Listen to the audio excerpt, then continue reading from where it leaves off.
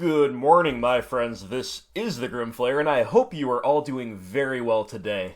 We're going back to the roots on this channel. We're going back to our stock list, and we're going back also to the replays. I know that I think a majority of people probably prefer live content, and actually a majority of people, I would say, prefer either replays or live. They just want to see the gameplay. But, you know, it's close to 50-50 who likes the replay, who likes the live recorded stuff.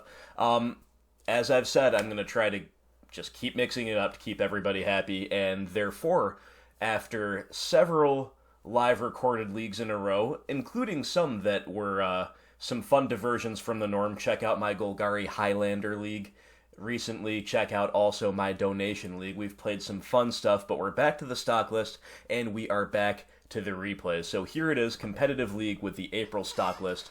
Probably the last one until War of the Spark comes out and the list changes. You can also check out my War of the Spark rundown of the spoilers if you want my thoughts on that. But we're going to play a replay here for you, and real quick before we begin, we have to thank two patrons. The first one we're thanking is Tyler Evans. Tyler is an Inquisitor, but Tyler has pledged an amount that is above the minimum for qualification at the Inquisitor tier, so I guess we're going to call Tyler a High Inquisitor. So thank you for the support, Tyler. Much appreciated. And next up, we are thanking Mike DiCamara. Mike was an Inquisitor and has upgraded his level of support. Mike is now a Confidant, so welcome to the fold, Mike, and much appreciated to you and to all Patreon supporters. Could not do it without you, my friends. It means a lot to me. So, without further ado, let's play some Golgari. Our hand is fine. We have kept it, and our opponent is taking a fairly significant mulligan, but as we see from their turn 1 play, it is a Tron deck, so Tron can still operate. Now, our hand is pretty fine against Tron, but we really hope this Inquisition on turn 1 can put in some work. I grabbed a Swamp, even though your life total is not that relevant against Tron, with double Bobs and 2 more fetch lands to follow. There's no reason to shock immediately there. And we see that taking away the Chromatic Star leaves them with just lands and a sphere at their disposal, plus the top deck, and we are not at risk of them getting Tron at this exact moment in time. But you know how that goes. That can change on a dime. They've top decked Stirrings for the turn, which is quite good for them, but the best they can do is just another duplicate of Urza's Tower off of the Stirrings, so us drawing another fetch land is not particularly good, but now we might as well fetch and shock here and play out one of our Confidants and see how far the Bob can carry us. The opponent just rips Urza's Power Plant off the top of the deck, so that's a little terrifying. And this is what I mean about Tron being able to assemble it, you know, out of nowhere, including through some disruption. Thankfully, they don't seem to have a payoff. They don't even have a play. So we will flip Trophy off of the Bob, so they know about the Trophy, and we draw Tracker for turn. Those are some pretty good cards. Those are definitely some good ones. But I don't think either of them should be on the cards this turn. We obviously get in with our Bob, and then we're going to play Field of Ruin. So we're going to go ahead and upkeep the field. You could draw step this as well, but we know they're playing minimum 3 basic lands, sometimes 4 or 5 in a Tron deck. You can expect anywhere from 3 to 5. 3 is quite greedy, but I have seen it before. But in any case, there's no way we're going to just catch them without the ability to get a basic. As far as we know, they don't have any in their hand, and they've only got a couple cards in hand. So upkeep or draw step there, no big deal. And they just play out a second mine, and they pass once again without a play. So our flips are adding up, you know. We flip another Bob, which is not very good, especially because we already have a redundant one in hand. But we attack with our existing Bob, and then our best play here is simply Tireless Tracker. There's definitely no need to be scared of them assembling Tron next turn, because we know they don't have a card to play in hand at all, right? So even if they top deck a Power Plant, they don't have a play. So we've got to do the proactive thing. We've got to play Tracker, draw more cards, and more importantly, get our clock a little bit better here. So the opponent plays out that tower, and then once again just has nothing to do. So the mulligan is crippling the opponent here to a pretty significant degree. They've been able to continue making land drops, and they did assemble Tron, but we've disrupted the latter, and we're trying to race the former. So we'll crack one clue, and we're not finding anything that great to do. The Tarmogoyf in hand is fine, and that still looks like possibly the most appealing thing in our hand. And sure enough, that's the play. So they do not have the ability. The best thing they can probably do next turn, short of having like Power Plant and a really good payoff in hand like Ugin or Ulamog, the best they can do is probably Wormcoil Engine. So we're going to try to go wide to beat the Wormcoil, play the Treetop Village for that same reason, and we're not afraid of a hard cast. All is dust here. They're a little shy of that. So yeah, the opponent just scoops to our board. We do have lethal on board. Perhaps even through a removal spell, which we don't expect to see main deck, but you know, if they remove something, maybe we can still get there with the 3 that remain, with the board state that we have. But regardless, we are presenting lethal, and the opponent cannot beat us. So definitely a clock that could have been quicker, but this is why Dark Confidant is so good in uninteractive matchups, because Bob not only contributes to the clock, but also contributes to us finding more gas, more disruption, and indeed more things that increase our clock. In this case, it was Tireless Tracker and the lands to make her good, and then a Tarmogoyf after that. But, you know, the Dark Confidant puts in work on both ends. The Dark Confidant got in for I guess what would have been 8 points of damage by the time we swung for lethal this game and drew us 4 cards. So in these uninteractive matchups, Bob is our guy. And this was enough this time, but you guys know how bad Tron is for us sometimes, and let's take a look at the sideboard. Alright, my friends, so against Tron, against the deck that cheats on their math, 1 + 1 + 1 = 7, that's what their worksheets say, so we're going to try to put a stop to that. 3 Fulminator Mage. Those are just about our best card in the entire matchup. There are windows and circumstances in which other cards are better, but simply a Stone Rain effect is often better than effects that allow them to go tutor up a basic land, whether that be Assassin's Trophy or Field of Ruin. So Fulminator Mage, very, very good, pairs very well with Surgical Extraction, as do the other effects I just mentioned.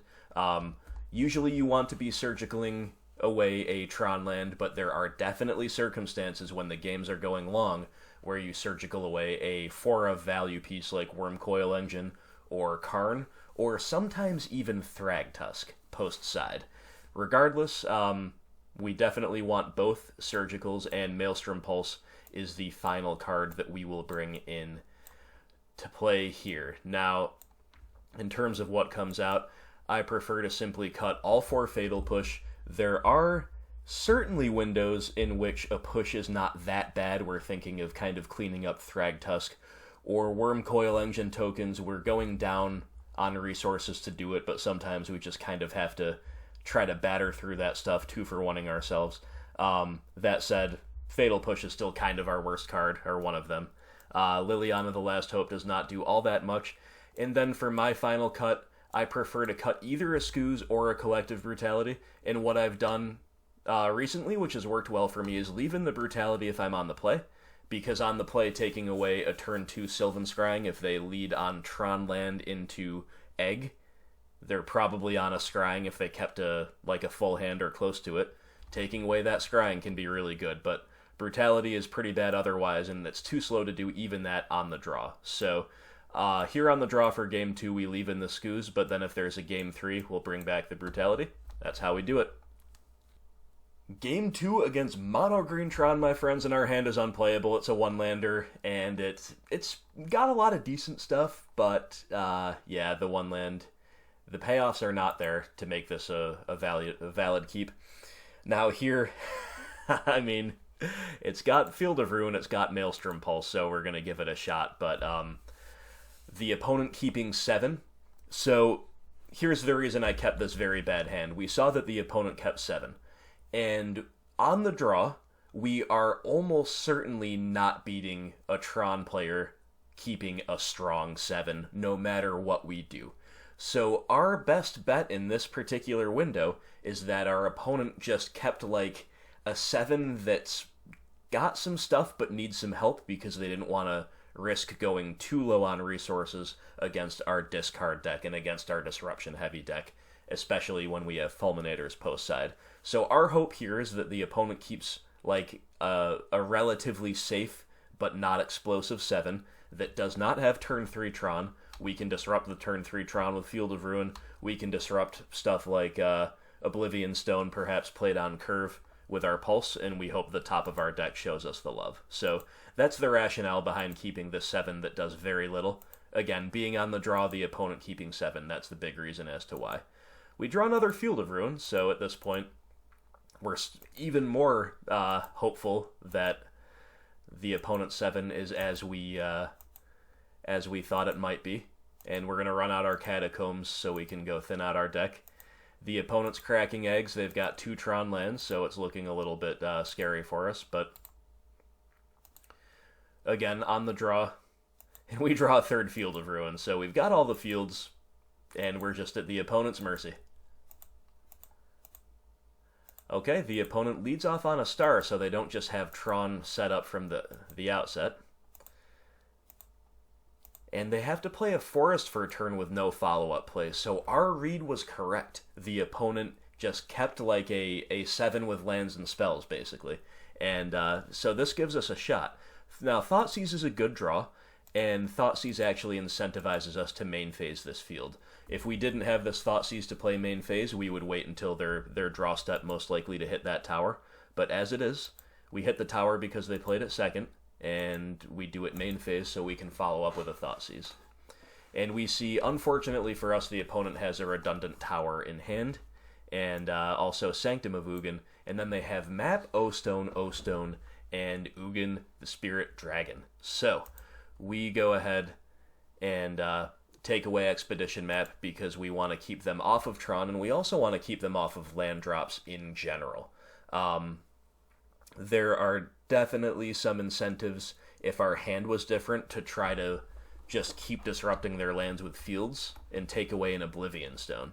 However, there are no permanents that we currently have in play, so we actually don't care about the Oblivion Stone at this exact moment in time. Now, this is very bad for us because, of course, we need to be clocking or we need to be getting value out of a Liliana, something like that, and we're not. But right now, we can afford to leave that O-Stone out and maybe, just maybe, hope that the opponent runs out a second O-Stone into our Maelstrom Pulse.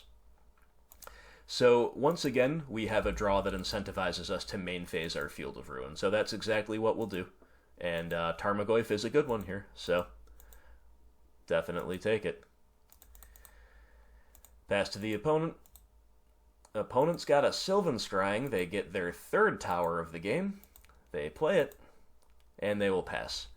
All right, so we still know the contents of the opponent's hand besides 1 card.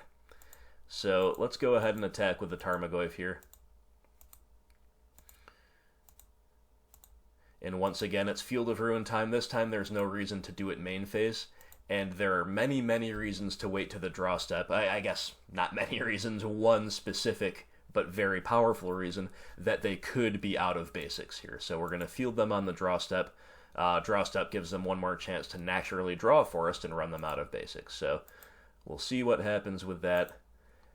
Unfortunately, they do have a 4th forest in the deck, so they get it. They play the Sanctum of Ugin. They're on 6 lands, a little scary for us. And we draw Tireless Tracker. Alright, so first off we attack with the Goyf, really hoping to draw out the Oblivion Stone, but the opponent is disciplined with the O-Stone. And here, the opponent's about to be at the point where they're hard casting Karn. We have to force the issue now. So even though this walks into the O-Stone, we still have to do it, and it's still technically not going down on resources, right? Because we can crack the clue in response to them activating O-Stone here. We can get our draw, and it's just a 2 for 2 basically, but We have not clocked the opponent sufficiently, so we kind of have to hope they don't keep hitting land drops, basically. The opponent's got a Thragtusk. That's a very good one. Such a good value play against us. And a Chromatic Sphere. The good news is they didn't hit a land drop. They still have O-Stone and Ugin and one unknown in hand. We draw Thoughtseize. That's a good draw at this stage, and we certainly lead off on that to inform our decision. The opponent's got Expedition Map and then O-Stone plus Ugin, so we take away the O-Stone here. And we are basically hoping against hope that we can get there with our Liliana. This has now become a Liliana game. Therefore, to keep her alive, we kind of have to 2-for-1. Well, it's not really a 2-for-1 because we still have the Lily behind, but we have to spend the Pulse on the Beast token after edicting away Thragtusk. So the opponent's going to get to play their Expedition Map here, but they drew a land for turn, and that's pretty good for them because it allows them to still make a land drop, still play their map, and still have another card in hand to shield their Ugin from the Liliana tick-up. Assassin's Trophy, though, is a good draw. So we're going to tick up, we've got to pitch our Swamp, and now we can at least answer this Ugin. So Ulamog was their other card in hand, so I'm quite happy to get that gas out of their hand, even though it's one they could not necessarily play right away. So the opponent goes to get Urza's Tower, and now, here on the draw step, I actually, instead of saving the trophy for Ugin, I have to do it this way. I've got to go ahead and trophy away the Sanctum. Couple reasons for that. Number one, like, being able to answer the Ugin with trophy is fine if they don't have another Wormcoil engine that we have to beat afterwards. And that's what's going to happen. They're going to play a land, cast the Ugin, sack the Sanctum, go tutor or Wormcoil. That's pretty unbeatable at that point for us. So what we have to do is trophy away the Sanctum, because the Sanctum basically represents a must-kill threat anyway. One that has a guaranteed at least 2-for-1 against us. And we also are hoping, like, is when I did my scouting report on Tron decks for the Patreon supporters, I found that the majority of Tron decks are playing only 4 forests. 5 is a little more common than 4, 3 is a little less common than 5, but 4 is average. So we have to hope that they do not have forest number 5 in the deck. If they don't, this is a Stone Rain, as well as taking away that ability to tutor. Sadly for us, they do have the 5th forest, so if they have a land in hand, which they do that Urza's Tower, then they get to play their Ugin, and we are out of answers. Ugin gets to take down, exile our Liliana, or destroy it, but we top deck an answer, we top deck a Maelstrom Pulse, so honestly, all things considered, considering the matchup, considering being on the draw and how bad our opening hand was, our top decks have been decent, but we're still in a top deck war against Tron. That's our big problem here. Yeah, Dark Confidant's a fine one. This can start the rebuild. We'll see if it does, but I'll certainly take it. Opponent's got Ancient Stirrings for turn. That is a nice one, and Stirrings finds a Wormcoil Engine. Their Tron line, they play the Wormcoil, and they play out another land, so we do have outs to this. And it's Fulminator Mage and Tireless Tracker. Okay, so those are not outs, but at least it's gas. And what we can do here is actually buy a turn pretty well. Now, of course, Fulminator sacking right now could hit the tower and take them off of Tron. The problem with that is that they've just got 9 lands anyway, so unless they top deck exactly Ulamog, hitting that tower doesn't really do anything. I guess it's better against Walking Ballista maybe, but Walking Ballista is just going to beat us anyway. And Wormcoil Engine is just going to beat us. So what we need to do is keep the Fulminator Mage around, and we can assign a block here during the combat step and then sack before we go to damage. Therefore, the Wormcoil doesn't get to lifelink, and that's actually pretty huge. We also get the Fulminator value this way as well. We just allow them to have the chance to play a spell before we do so. But again, that doesn't matter against anything except exactly Ulamog, right? And they just had a land anyway. So we've got some hope here. Despite all odds, we've got some hope. Another Tireless Tracker is a little bit clunky, but The land to make double clue is definitely promising. So that's definitely how we should sequence there. Then we'll crack our first clue, see what it yields. It yields another Dark Confidant. Okay, so mono threats could be really, really good if they had a different payoff besides Worm Coil Engine. As it is, the stuff is all a little bit underwhelming, but, you know, it does give us some hope. It definitely gives us some hope and some outs. So we're going to send in these two. We've got to continue racing them, even though they have this big life linker on the field. We can't just stay back and assign a multi-block and play around them having like a dismember or a spatial contortion. It's just, we just have to go for our highest upside here. So we leave back exactly enough stuff to trade with the Worm Coil, and that's what we have to do. Obviously, this is very bad for us on a value axis, but we have no other choice. Opponent gets to make their tokens, and now we have some, another Maelstrom Pulse. Or no, I guess we've already seen both. So we need a couple answers to these tokens, and instead we get a couple Tarmogoyfs. So we've reached the stage of the game where it's just mono threats. So we'll crack another clue and find a third Tarmogoyf. You know, these things are 6/7s. It's really, actually quite good. Just a little bit vulnerable to some certain things, but we're going to send in the tracker. Opponent will, as expected, trade away the worm. Sure. And then all we can do is play out triple Tarmogoyf, which is actually kind of awesome, and pass to the opponent here. So the opponent's got to answer these Tarmogoyfs, that is for sure. Well, Relic is a really good way to answer them. But the opponent's respecting us enough to stay back, and they go to their second main, then they decide, okay, I'm just going to cantrip looking for action. They find an Ancient Stirring, so they're rewarded for that decision. And they find Ugin the Spirit Dragon, so of course that is definitely an answer to our really, really wide board. They actually don't quite have the mana to cast Ugin this turn, so we have a window to top deck a Thoughtseize, or to top deck, like, Inquisition to maybe take away their other card, plus Liliana of the Veil.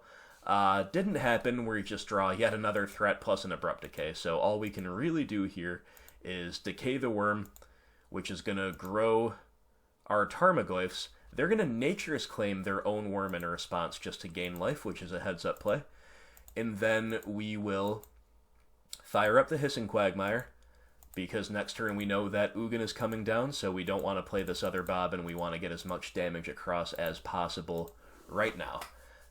So sadly, the opponent's Relic into Claim into Ugin was a really good way to handle our board that got extremely wide out of nowhere. And all those 6/7 Tarmogoyfs could really have ended this game. But the opponent gets to just play Ugin, wipe our board, and pass back to us. And our top deck is Inquisition of Kozilek. So we're going to fire it off just for information here, and we see another Karn in hand, so that is enough for me. We can't beat that, but that was actually a really cool game. It was a really cool game. It showed the viability of keeping a Field of Ruin hand against the opponent keeping 7. Just to reiterate, we are not beating like an explosive and redundant Tron 7 with payoffs when we're on the draw, especially if we're going to mull to 5 in search of good disruption. It's just simply not going to happen. So, again, to reiterate my line, we're hoping the opponent just kept a lands and spell 7 that doesn't really explode out of the gates into turn 3 Tron with a payoff. And if so, we can start using our Fields of Ruin and hope we top deck some action, and we can stay in the game that way. And that worked out just fine. We took it to turn 15, and the opponent needed Relic into Ugin, basically, to beat us. So that was a cool game, and it just shows you how generally it's a good principle not to keep dirtily hands against Tron that don't have a threat and don't have early disruption. But in that situation, I think it was correct to keep the hand that we did, and it almost paid off. But we didn't get there. That's alright. Let's go to Game 3. Game 3 against Tron, my friends, and once again we have to maul. This is a much worse one-lander than the 7 we saw last game, so sadly we send it back. Here is definitely a playable 6. It doesn't necessarily have the cards we want to see, but it has enough that we're certainly keeping, and unfortunately we have to send that tracker to the bottom. We've got to keep the trophy around for disrupting Tron if that's the only way we can do it, especially because we have the surgical as an option. And of course we've got to keep our hand disruption. We've got to keep both our lands. So the opponent goes down to 5, which is nice for us. Then we're going to Inquisition, and we see Forest, Urza's Mine, Ancient Stirrings, Oblivion Stone, Sylvan Scrying. So the Tron opponent hates to play Forest on turn 1. It's so bad to play Forest on turn 1 most of the time. But in this case, they're definitely going to, unless they top deck like a sphere or a map or something, they're going to go Forest, Stirrings, and then they'll have Sylvan Scrying next turn. So generally speaking, you don't always have to take the Stirrings on turn 1, because just incentivizing them to play Forest on turn 1 is really not that bad. But given their hand, I think that's clearly what they would do, therefore we take the Stirrings. And the opponent does indeed play the Mine, and they pass back to us. We draw Abrupt Decay. That's actually a fine draw considering the contents of their hand, and their draw for turn was just another Urza's Mine. So we take away Sylvan Scrying, stopping them from hitting land drops in general, and Tron lands specifically. And we have Decay for this Oblivion Stone at some point, which is nice. A way to answer it without ramping them. Opponent draws a Relic. That's pretty fine for them, and pretty okay with me, I guess. So it's a question as to whether we want to leave that fetch uncracked. We kind of need... We will need a third land at some point, so in that way we don't want to thin, but at the same time we kind of need action. We don't want to just dirtle. So we just went ahead and thinned out the deck, but promptly top deck another fetch land. Yeah, I mean, that's fine. Again, we do need the third land at some point. Opponent will Relic us, untap, play their Urza's Mine, and pass back. And once again, we're thinning out on the end step. Tarmogoyf is our draw, and that is definitely our play. Just got to do something proactive, even though they have the Relic. We'll get rid of a land, which is less, doesn't shrink the Goyf. Opponent top decks a Chromatic Sphere. They will immediately crack it. They find Ghost Quarter, and they're passing. Okay, Oblivion Stone plus 1 unknown in hand, and we draw Dark Confidant. So our turns have been clunky. We've been slow out of the gates. We have not been mana efficient, but at least we're starting to find a little bit of action. And I'm actually quite happy with the Bob here, because Bob is going to keep the clock going. It's not vulnerable to Relic. It's going to keep digging us to action. So, again, while our draws have been a little clunky, a little underwhelming, perhaps finding things in kind of the wrong order, I'm still kind of happy to see the Bob. Opponent finds an Expedition map, and I think they made a misplay here because they didn't have a land drop for turn. So I would imagine that they're supposed to immediately crack the map and find a land and play it. It's so important to curve out with their land drops, so let's see if we can take advantage of that window. Bob flips a Treetop, and Goyf is our draw for turn. So, yeah, it's okay. It's okay. We're going to attack with these two and get our Inquisition relic. The opponent could have relicked themselves to shrink the Goyf there, and they chose not to. So we just simply play another Goyf here. There are incentives not to. There are incentives to hold up Assassin's Trophy and try to trophy plus extract a Tron land. But I chose to just be proactive, go wide. We're kind of getting there with the clock anyway, and especially now that we have a Treetop Village, I think it's kind of fine to go shields down here because we know we're not getting Troned this upcoming turn at least, this turn 6 right now. So the opponent's got a Thragtusk. Yeah, that's one reason we did want to go wide, right? Because the Thrag Daddy is definitely a good roadblock.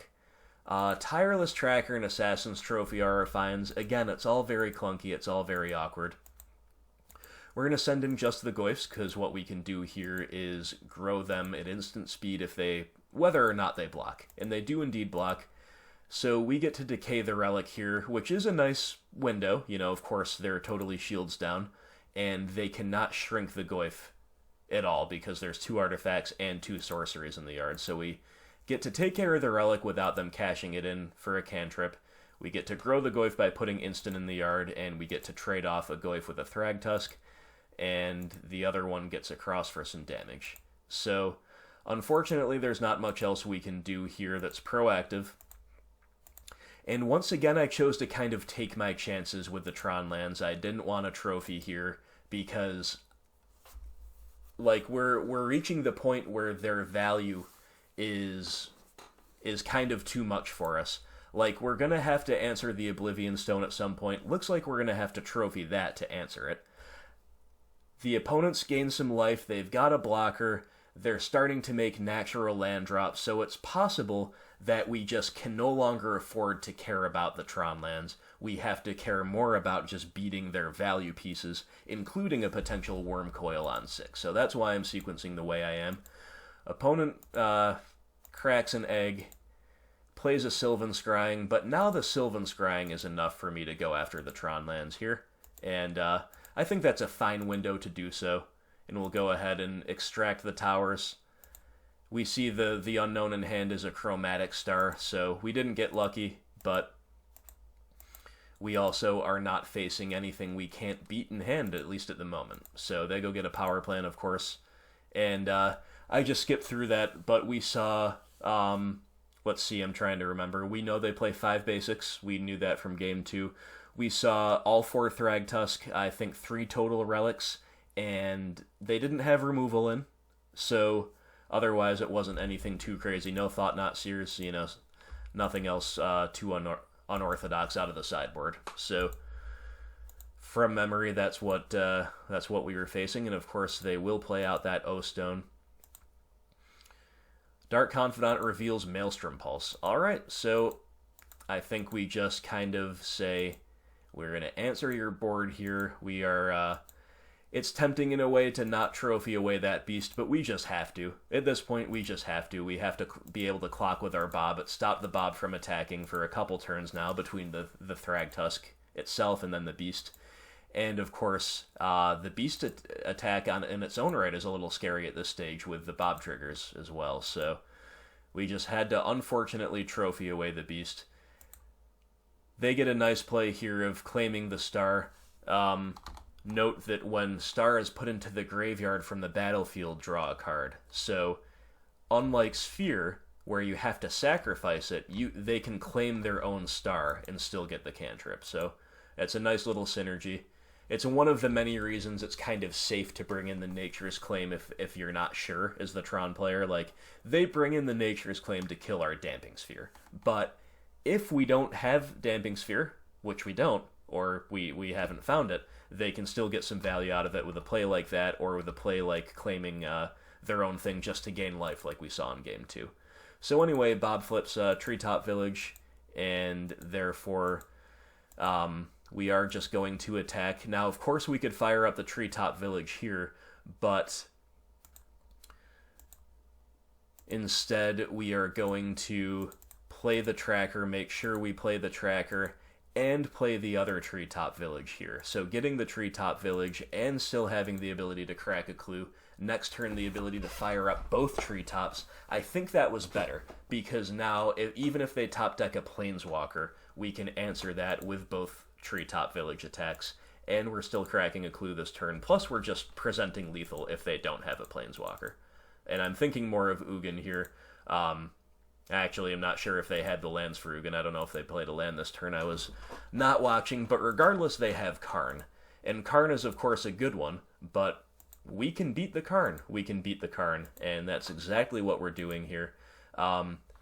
Sequencing that way also allowed us to, have another chance at top-decking answers to Wormcoil Engines or Thragtusks or things like that.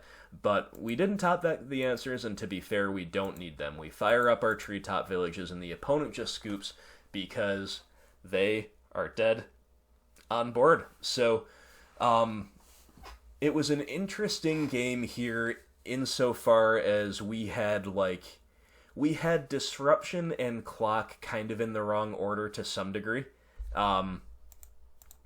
Our hand disruption came right at the beginning, and that was absolutely perfect. But then the kind of early to mid-game turns where we were just, I think we found Goyf on turn 4 and Bob on turn 5, whereas if those had come a little bit earlier, we would have curved out a lot more traditionally and killed them probably a whole lot sooner, right? Granted, they would have sequenced differently as well, but it still looks like we would have got there.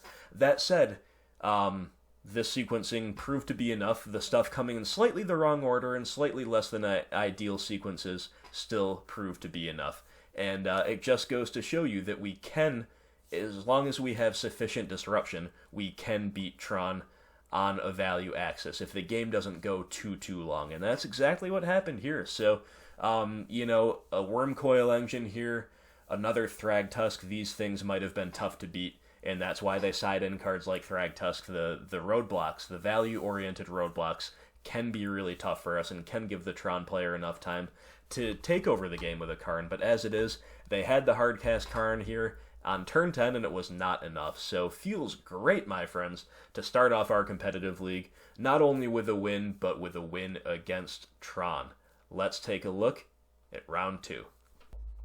And we're on the play here with a totally fine hand. It's got Painless Mana, it's got a curve out of Thoughtseize into Skooz, into Lily, into a potential turn 4 tracker. So this hand is absolute fire. A forest instead of a swamp for the purposes of Skooz would be nice here, or a Blooming Marsh maybe, but the opponent's going to go down to 6, which is nice, considering our nearly classic BGX curve out.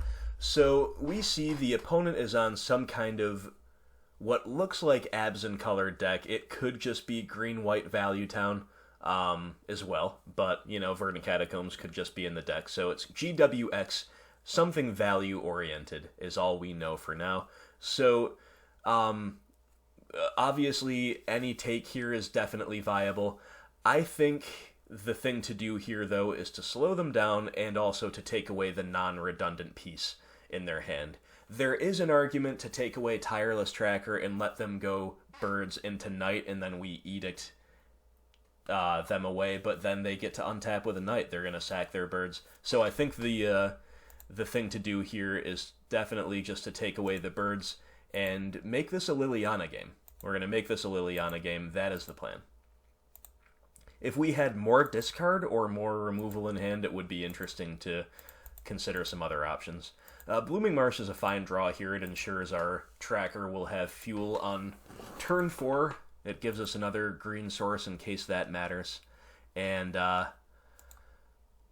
the opponent is going to play a land that we didn't know about, which is Windswept Heath, and they will pass. So they have one unknown in hand. Otherwise, we know the contents of their hand. Another Liliana of the Veil is a fine draw here, just because basically it gives us a free pitch to our existing Lily. So we'll start off by cracking in with the Skooz, see if this prompts a Path to Exile or, anything like that. And it doesn't, so we get in for 2. Replay's a little slow this time around, so I just clicked through that. But we tick up our Liliana, pitch our other Liliana, and they pitch Chord of Calling. So they're going to lay out their Ghost Quarter. They're going to pass. Pretty happy to get some gas out of their hand in the form of Chord. And once again, I'm fairly happy to have, a card that's free to pitch here in the form of another land. Only thing that would have been better is maybe like a Thoughtseize, right? So we could go Tracker, land, Thoughtseize, and then take Lily up. But this is fine. We're curving out really, really well. So first thing we'll do is take Lily up. They get rid of that Knight of the Reliquary. We crack in with a Skooz. Then we'll follow up with Tracker into land. And the opponent will thin out on the end step. And we're in such a good position. It's unbelievable. Alright, opponent goes Horizon Canopy pass. So they passed up the ability to go Tracker into land. We pretty much know that this means Collected Company, right? So, a land is, once again, a fantastic draw here. Our draws have been very nice. It is, lets us play the land, make another clue, and then have a non-symmetrical discard effect with Liliana. We get rid of another Knight. So we're pretty free to attack here. They're going to Collected Company in response. We have, or maybe they won't in response. Okay. So we're going to crack a clue here. We get another land. we'll eat with the use here, get a little beefier, and then we're kind of holding up effects from there, right? Like, we want to hold up another clue, we want to hold up ooze activations, we don't want to go totally shields down, so this was a good compromise between being proactive and being cagey, and then we just simply pass. And the opponent does have that collected company, but it will come on the end step, which does let them play around sorcery speed removal, so that makes sense. And it's Devoted Druid and Noble Hierarch, so we have seen mostly value-oriented cards thus far, but now we know that this is Counters Company, which does have a very strong value component, but it is at its heart a combo deck, so Devoted Druid on the end step is a little scary, but they would need basically another Collected Company to allow them to combo off here. And they drew another Collected Company for turn. So this is a big heart-in-the-mouth moment.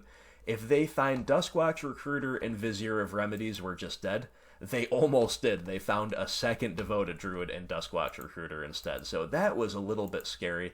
And that just shows you how, despite our absolutely perfect curve out just about, they can still steal a game off the back of the card Collected Company. Fortunately for us, they did not quite manage to, and they have to attack here with their Exalted Noble Hierarch, so our Liliana cannot ult next turn. And that's fine with us.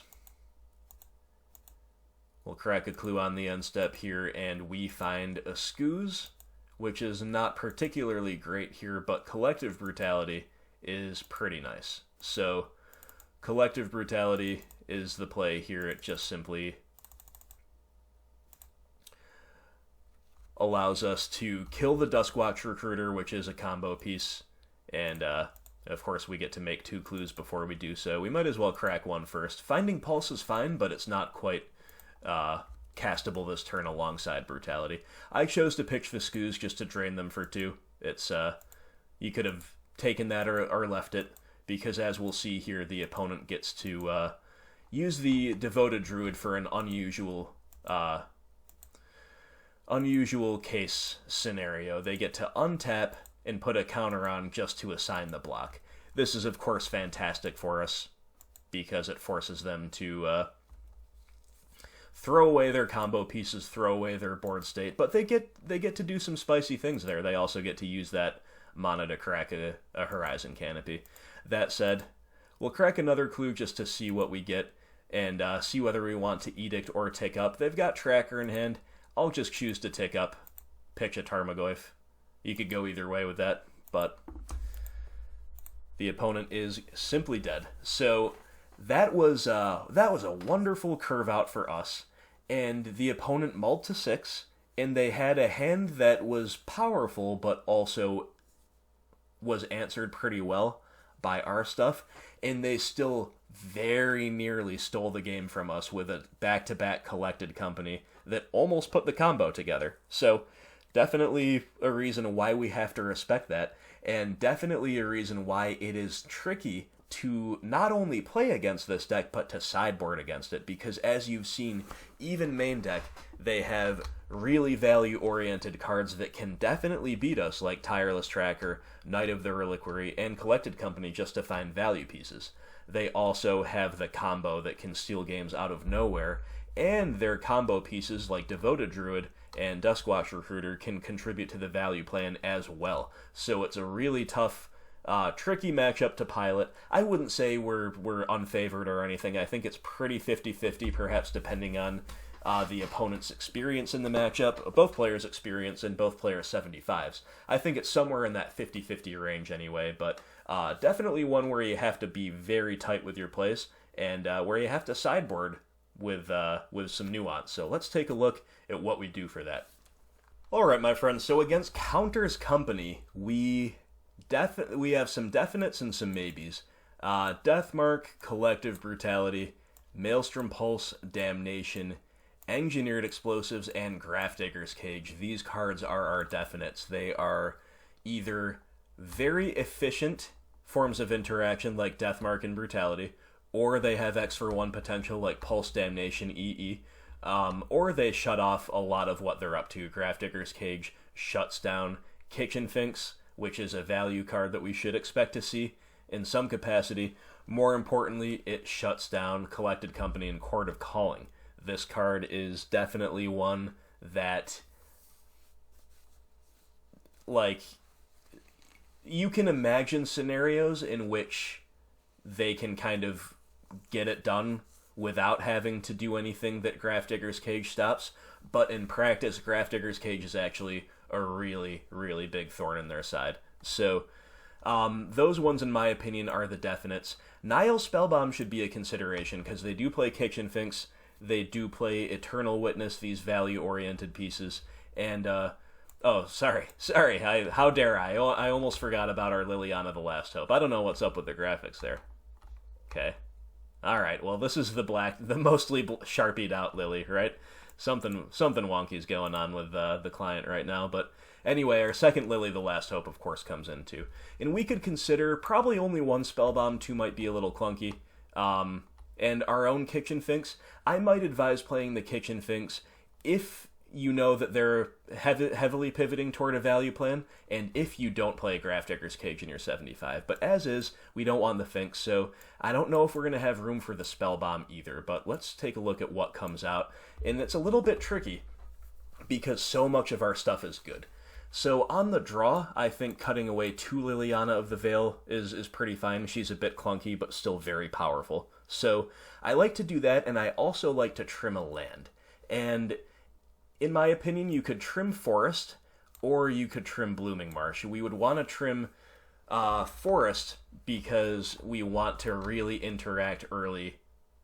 Cutting a black land is a little bit tough when we're looking to leverage Fatal Push, Deathmark, and maybe some discard, although some discard's going to come out. Or we could cut the Blooming Marsh and leave a Forest in if we're worried about too many Path to Exiles on the other hand, so you could go either way. I believe I cut Forest here, and from there, unfortunately, we just kind of have to cut away Thoughtseizes and Inquisitions. Like, I don't see anything else that can really come out.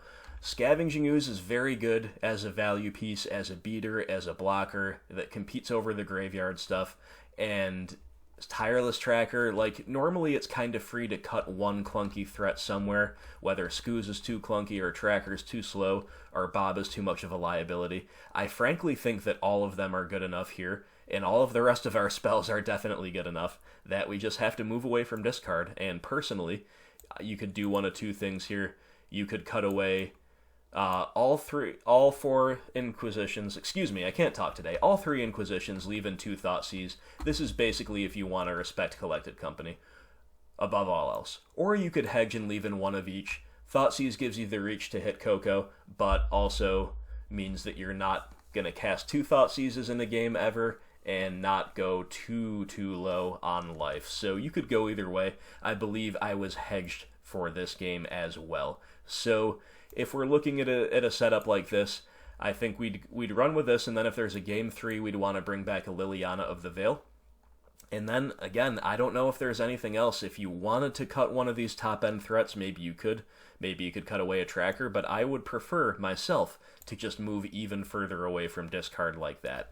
Nihil Spellbomb will remain in the maybe board category until we see exactly how many graveyard effects they are playing. But in any case, for the match you're about to see, the setup was like this. Alright, my friends, so on the draw against Counter's Company in our hand is totally fine. We've got a nice low curve. We've got one of the 2 discard spells we left in the opening hand, which is great. And we've got interaction, we've got bodies. We like it. We like it a lot. So, looks like the replay client is going a little bit slowly for us here. That's alright. We'll make do. So, Liliana the Veil, potentially fine, but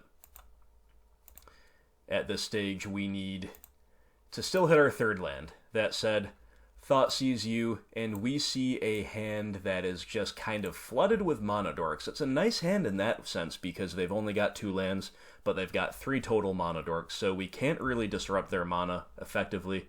The best bet, therefore, is to take a non-redundant piece, which would be either Path to Exile or Scavenging Ooze, and in my opinion, the clear take here is Scooz, because Scooz is their proactive payoff at something they want here on the play to be doing. And of course, right now, we wouldn't mind them pathing us because that guarantees our 3rd land. So they're going to play out the stuff we know about. They have one unknown in hand, and they will pass back to us. We draw another 3-drop, so that is a bit annoying considering, but we're going to run out the Tarmogoyf here. The opponent will fetch a tapped shock land on the end step. We chose the Goyf because, number one, with only 1 green mana, the Skoos is not going to be that great anytime soon, and number 2, the Goyf will perhaps require them to path it a little bit sooner than the Skoos might. So the opponent has found Tireless Tracker into Bojuka Bog, which is quite nice. Quite nice, it must be said. And so right now we're really hoping and praying for that 3rd land. That's what we need, and instead we draw yet another 3-drop, so it is Clunk City over here, including with our replay functionality. But the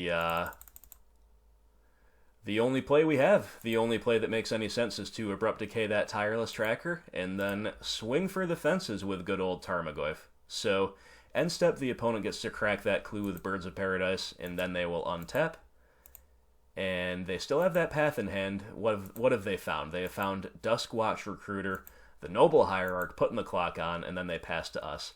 We finally find our 3rd land, and it is a Hissing Quagmire. So, just way too clunky here for our own good. We have all the power that we need in hand, but it is just all a little bit too slow to really keep up. So, first thing to do is attack with Tarmogoyf before we show them what we're doing this turn, which is nothing too great. Opponent's just taking it, and we'll play out our Skoos, we will play out our Hissing Quagmire, and next turn we'll have 3 mana. Opponent's going to go digging with a Recruiter. They find Devoted Druid. Uh-oh. There is combo piece numero uno. Or numero dos, I suppose, because they have the Recruiter. So they're going to path now. They get rid of our Skoos, interestingly. So either they think they can race us, or they have maybe a graveyard effect they want to take advantage of. It's hard to say, but you've got to imagine that they know we have gas in hand that we want to tap out for, so I expected them to path the Goyf. Anyway, fetch land is fine here, but again, the clunk of our hand is very annoying because we cannot go Tracker into fetch land into a second spell. So, what are our options here? Well, we can get a 2-for-1 with Maelstrom Pulse on the birds. We can play Last Hope and tick up to kill Noble Hierarch.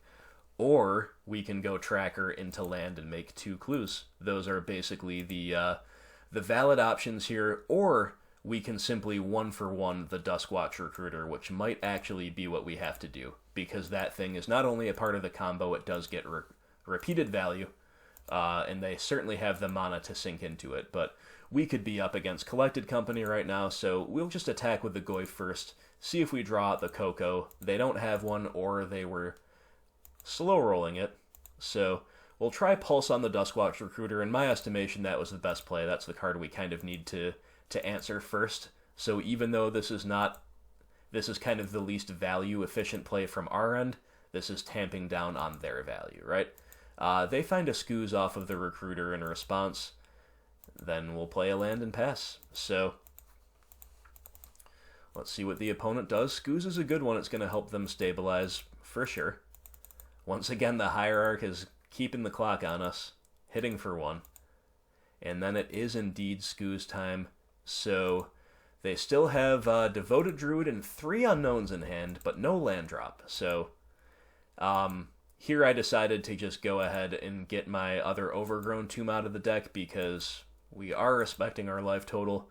We do kind of want to find more action. We wanted to thin out the deck. And I was just going to say another land drop would actually be okay as long as it doesn't enter tapped, and of course we draw a tapped land, which is just about the worst draw we could have had. And here, again, it's an open question. Do we Lily? Do we what here? But I think that kind of counterintuitively, the best play is just Tracker into land. This is just allowing us to stabilize our board, to be as non-clunky as possible, because at least this lets us have a really mana-efficient turn, right? So, our hand and our mana base and the board states were so clunky. It's really unusual to have to sit on Lilianas for this long, especially this Lily the Last Hope, where their board is just ripe for the picking, but we haven't really had many appealing alternatives. And now the Skoos gets value, they untap, and let's see what they do. So the opponent is attacking with an Exalted Scavenging Ooze. It's going to be a 5/5, growing potentially to 6/6 before damage. So, but beyond that, they can actually eat the Skoos and eat 2 instants to shrink our Tarmogoyf to a 1/2. Therefore, they'll be a 6/6, we will be a 1/2. Even if we crack a clue with the tracker, we cannot trade off with the Skoos. So we're either chumping or we are just taking the hit. So I chose to crack a clue first to inform my decision, and it's Kalitas. So Kalitas actually makes me just want to take the hit because we can buy back some life if we stabilize. And I think that's better than just chumping with a Tarmogoyf there. And then they play a Duskwatch Recruiter, they will pass. Upkeep, Path to Exile on Tracker. Yeah, that's pretty good for them. And we draw a Skoos. Alright, well, you know, a few different things we could do here, but I don't think we can afford to simply allow them to continue with their board state as is. So I chose to run out the Liliana the Last Hope, kill the Noble Hierarch. Noble is increasing their clock. Noble is going to help get value with Duskwatch Recruiter, with Exalted, so on and so forth. So at this point, as much as it would be nice to have had the Kalitas down first, I think we just need to try to keep the board under control as much as possible. But the opponents had a pretty nice curve out. We're just in chump block mode with this Tarmogoyf, basically. And the opponent sends both across, and they're both coming at me. So I have to chump block anyway. We take 2. And then the opponent hardcasts a Walking Ballista. So that's going to do it for us. And that was definitely a fair way to end it. You gotta applaud that one. Also worth noting, they found a Knight of Autumn off their previous Duskwatch Recruiter activation. So that's definitely an answer to our Grafdigger's Cage. But yeah, that was a classic example of the opponent beating us on a value axis. Basically nothing else that we could have done too differently. I think our sequencing was more or less correct. We just had a very, very clunky progression, and the opponent had just enough value orientation with the Duskwatch Recruiter activations throughout a whole lot of the game. Tireless Tracker Clue, plus the onboard pressure, they were just kind of one step ahead of us all game. We didn't quite manage to hit a big catch-up card like EE or Damnation. The only one we hit was Pulse, and we were kind of priced into 1-for-1ing with our Pulse at the stage at which we found it. So definitely an interesting game, but definitely a way that we can lose to Counters Company. So well done to the opponent. Let's go to Game 3. All right, my friends, on the play here, and we've got a powerful hand with a lot of powerful interaction and 2 lands. You know, it needs a little help. It needs a 3rd land at some point. It needs a threat, but this is a keep. Definitely can't throw back a hand like this. And we simply run out Blooming Marsh and pass. I don't think it's correct to really blindly run out the EE on one there. And I also, you know, because then they just sequence around it, basically.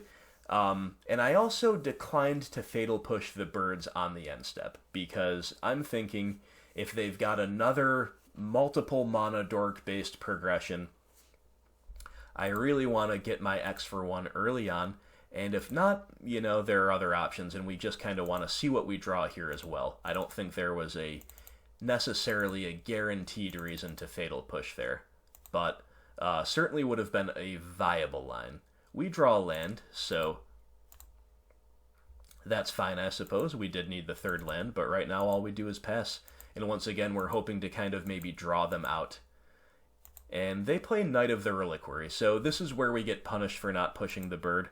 Not only did they not have expose a 2-for-1, they also get to cheat a 3-drop out ahead of curve. But Thoughtseize is a fine draw here, and that's definitely the play. We have the luxury of doing so because we can still kill the knight with Collective Brutality if that's what we choose to do. So we see a hand that actually does not have the ability to make white yet. It's Tectonic Edges of the third land. They've got Witness, Tracker, so 2 really good value pieces, and then Vizier of Remedies, which we don't care about at the moment, but it is a combo piece, and Path to Exile, which we don't have a threat, so I guess we're supposed to leave that path. So it's either Witness or Tracker, and Tracker is the more conditional one given their hand, so we just take away the Witness. And then we're going to Brutality away this knight. Now we could pitch a card to escalate to take away the path, but I think I would rather have all of those cards in hand, all of these cards remain in my hand, than trade one of them for a Path to Exile.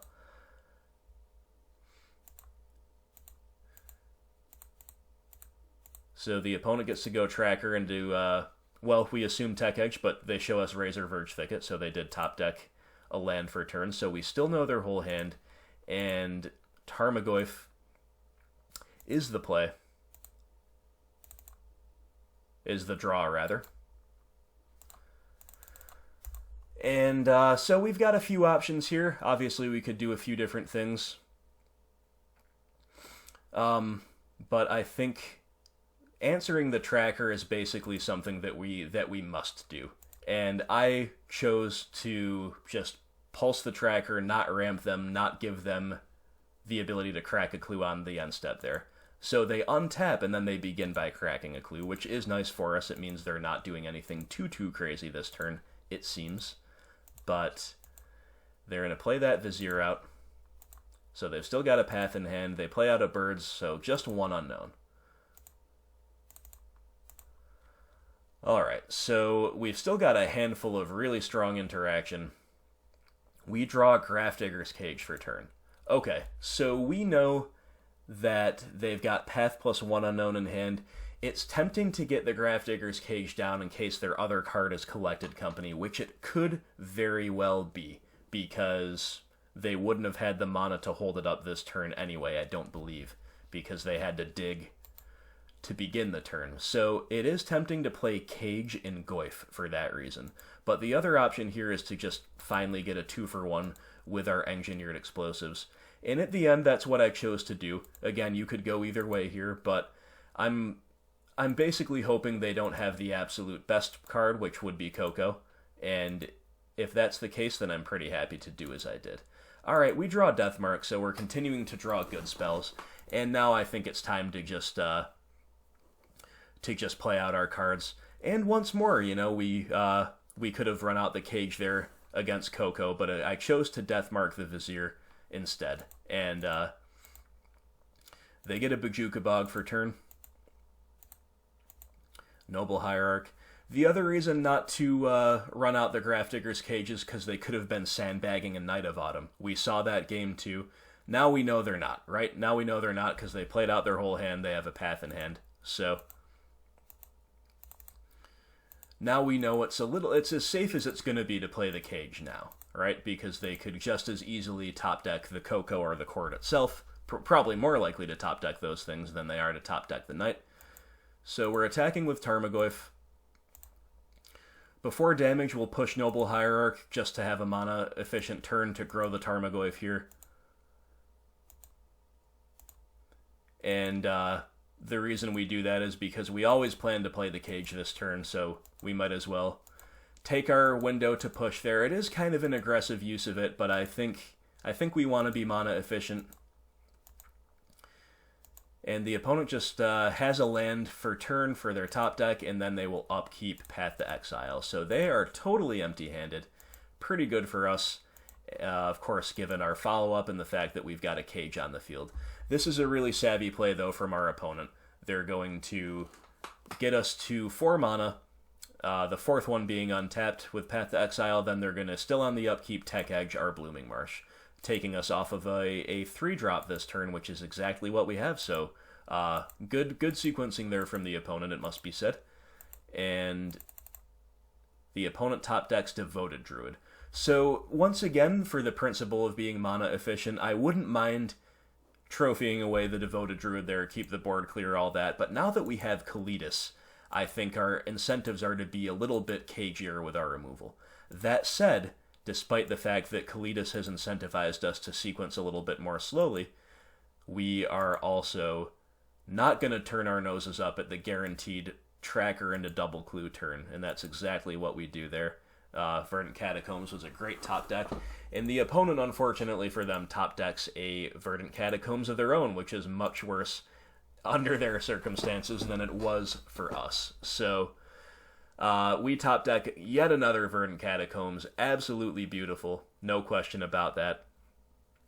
And so we just pretty clearly slam the Kalitas here, attack with our tracker, make a second clue for turn while they don't have removal, and now we are very far ahead, and the opponent top decks yet another land. So unfortunate here for the opponent, there's no question about that. We have had some pretty solid top decks throughout this game, and the opponent is just flooded. We don't have anything like a Planeswalker that gives us pure inevitability, but now with the 4 clues of the Tireless Tracker, we kind of do. So it might be at the point now where we start wanting to remove the opposing plays a little bit more aggressively, just so we don't lose to like a top-decked, the combo basically top-decked. But at least their Cocos and Chords are shut off. We cantrip, find a Fatal Push, find another land, hit in for 8. It's all very, very good. The opponent's dead on board. We are so far ahead, it's absurd. And the opponent has a Scavenging Ooze, which is a kind of a nice stabilizing force as far as that goes, but there's just no way. There's just no way they're likely to beat us here, and of course, drawing another clue is just, another fetch land for double clue is just insult to injury, but we didn't even need it. We had the trophy in hand the whole time. And we finish with an extremely commanding board state with Kalitas Trader. I've got a couple zombies, 5 clues, a gigantic tracker, a Grafdigger's Cage, and Liliana the Last Hope chilling in hand. So, a very comprehensive victory here in Game 3 over Counters Company. And, we just drew pretty hot, I'm not going to lie. We just had a hand that was... again, like I said at the beginning, had a lot of really powerful spells, but needed a little bit of help. We got the help. We got the value engines. We hit our land drops, and by the end of the game, we were so far ahead, there was no coming back from it. So, good games, though. Well played to the opponent. Some, again, like I said at the beginning, always kind of a cagey match against Counters Company, but we did get there, and we advanced to 2-0 in the league. Feels good, my friends. See you for round 3. Alright, my friends, it's time for round 3, and this hand that we're looking at here is a little bit lightweight. It's a little bit lightweight, but it's got interaction, it's got a curve, it's got a little utility out of the mana base. It's definitely to keep in a blind game 1, but it does not have the raw power level that we have recently seen from some of our other hands, and our opponent has mulliganed all the way down to 4. So... opponent goes Forest into Noble Hierarch and passes. We draw Thoughtseize. Well, that should be pretty good against a deck that's mulliganed this low. We're going to lead off on the Inquisition, and the opponent just scoops it up to conceal information. So, to be fair, we have had some degree of information concealment going on as well, because Swamp Inquisition could be a much wider variety of decks than, like... Verdant Catacombs, Overgrown Tomb, Inquisition would narrow it down at least to some degree more than just Swamp Inquisition, right? But regardless, we do get the win here, a free win here in Game 1. Definitely feels good, and I'll show you what I did for the sideboard for this game. Alright, my friends, so what to do when your opponent goes Forest into Noble Hierarch into Scoop before you see any other information about that deck? Well... Here's what my thought process was. So we know that it's not humans, almost certainly, at least not 5-color humans, because 5-color humans does not play basic Forest that I have ever seen, right? So we're not too worried about humans. We know it's some kind of a small creature-based deck, so I of course, had Counters Company on my mind because that is a Counters Company opener and I just saw it. But Counters Company is not that common in the meta, especially online, so I was like, what else could it be? And my conclusion was that it could be Counters Company, but I was more worried about Infect. I think Infect is a lot more likely than Counters to mulligan down aggressively in search of like an explosive opening hand, or it's just more likely to find unkeepable opening hands, right? So I kind of hedged and went, what are the cards that are good against both Counters Company and Infect and basically any other small green creature-based deck? So that would be Engineered Explosives, Deathmark, Liliana the Last Hope, Collective Brutality. These cards are probably top billing. I would stay away from stuff like, because we're not sure exactly what it is yet, I would stay away from cards like Grafdigger's Cage, which is good against Company, but not against Infect. And I would also stay away from cards like Fulminator Mage, which is good against Infect, but, you know, honestly, not even the worst against Counters Company, but one that we definitely don't bring in. So, then we could consider Damnation and Maelstrom Pulse as well in a situation like this. And I said, alright, let's bring in the Damnation, and let's say that Pulse is a little bit medium against Infect, although depending on your 75, you still might play it. So I just said, let's be a little bit conservative with our sideboarding. We're just going to bring in the 5 that we more or less can guarantee are going to be good, no matter what we're against. So, what do we bring out? Well, I think because we're going to be on the draw, and because we're not exactly sure what it's going to be, cutting exactly one Liliana the Veil I think is fine. And then from there, again, we're not sure. Is it Infect? Is it Counters Company? Is it something else? But assuming that it is Infect, which is what we're operating upon, we generally want to cut some clunkier stuff like Tireless Tracker and Maelstrom Pulse and just be really heavy on interaction. So that's what I did here. We just cut one Tracker. Excuse me, did I say Pulse? I meant Scavenging Ooze. We cut one Tracker, we cut one Scooze, and those can go. And then discard is awesome against Infect, but again, we're kind of hedging here, so sure, we'll cut away one Inquisition, and then from there, who knows, you could just take your wildest guess here. We don't exactly know. We could just cut a land in search of more interaction, and I believe that's what I did here. Once again, we cut away Forest. So here we're kind of hedged. We've got a high density of action. It should be good. Everything in our deck should be good to some degree or another against a Noble Hierarch deck. The one thing is if it's a lot of the creature decks, we would prefer to have fewer discard spells than we currently do. But if it's Infect, we really want them. So that's how we ran for Game 2 with limited information. Alright, my friends, so here on the draw against a somewhat unknown opponent, we've got a hand with turn 1 Fatal Push into turn 2 Bob, into turn 3 Liliana, turn 4 Kalidas. The latter two plays being dependent upon hitting a second black land, but Bob should help us with that. If it's Infect, they probably can't answer the Bob. If it's Counters Company or something else with Path to Exile, they might have to ramp us with Bob. So this is a definite keep, but we have to acknowledge that the mana base is a little bit clunky, a little bit painful. And we see Forest Noble Hierarch. So no more information than we already knew. And we draw Tarmogoyf, which could prove to be fine. We have to fetch and shock here, of course. And we'll push the Hierarch and see what the opponent's up to. Breeding Pool. So here I actually said, Infect opponent confirmed when they shocked in a Breeding Pool expecting Blighted Agent. And then they play a Devoted Druid. So looks like it's just the Counters Company deck anyway. And we draw an Inquisition, which is a tempting play here, but I don't think we can afford to do it. Because then, if we Inquisition this turn, and we don't top deck a black land next turn, our next turn is so clunky and so bad. And Bob, of course, lets us do everything. Bob lets us have a much higher chance of finding more interaction, and a second black land, and worst case scenario, next turn we can just go field them, Inquisition them, and we've fixed our mana that way. So Bob is the clear play here, in my opinion.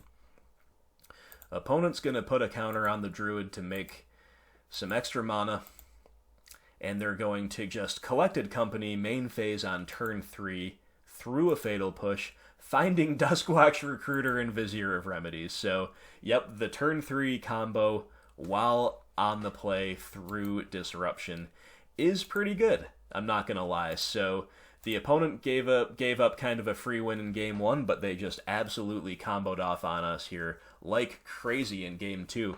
And it doesn't even look like our Inquisition could have helped us, because of course that doesn't hit Collected Company. So I had them play it out here, at least until I saw their win condition, which is Walking Ballista. And Walking Ballista is going to do it. So a couple quick ones here against another Counters Company deck, very different from from round 2, where all 3 games were long, grindy, and decided by who had the value advantage at the end of the day.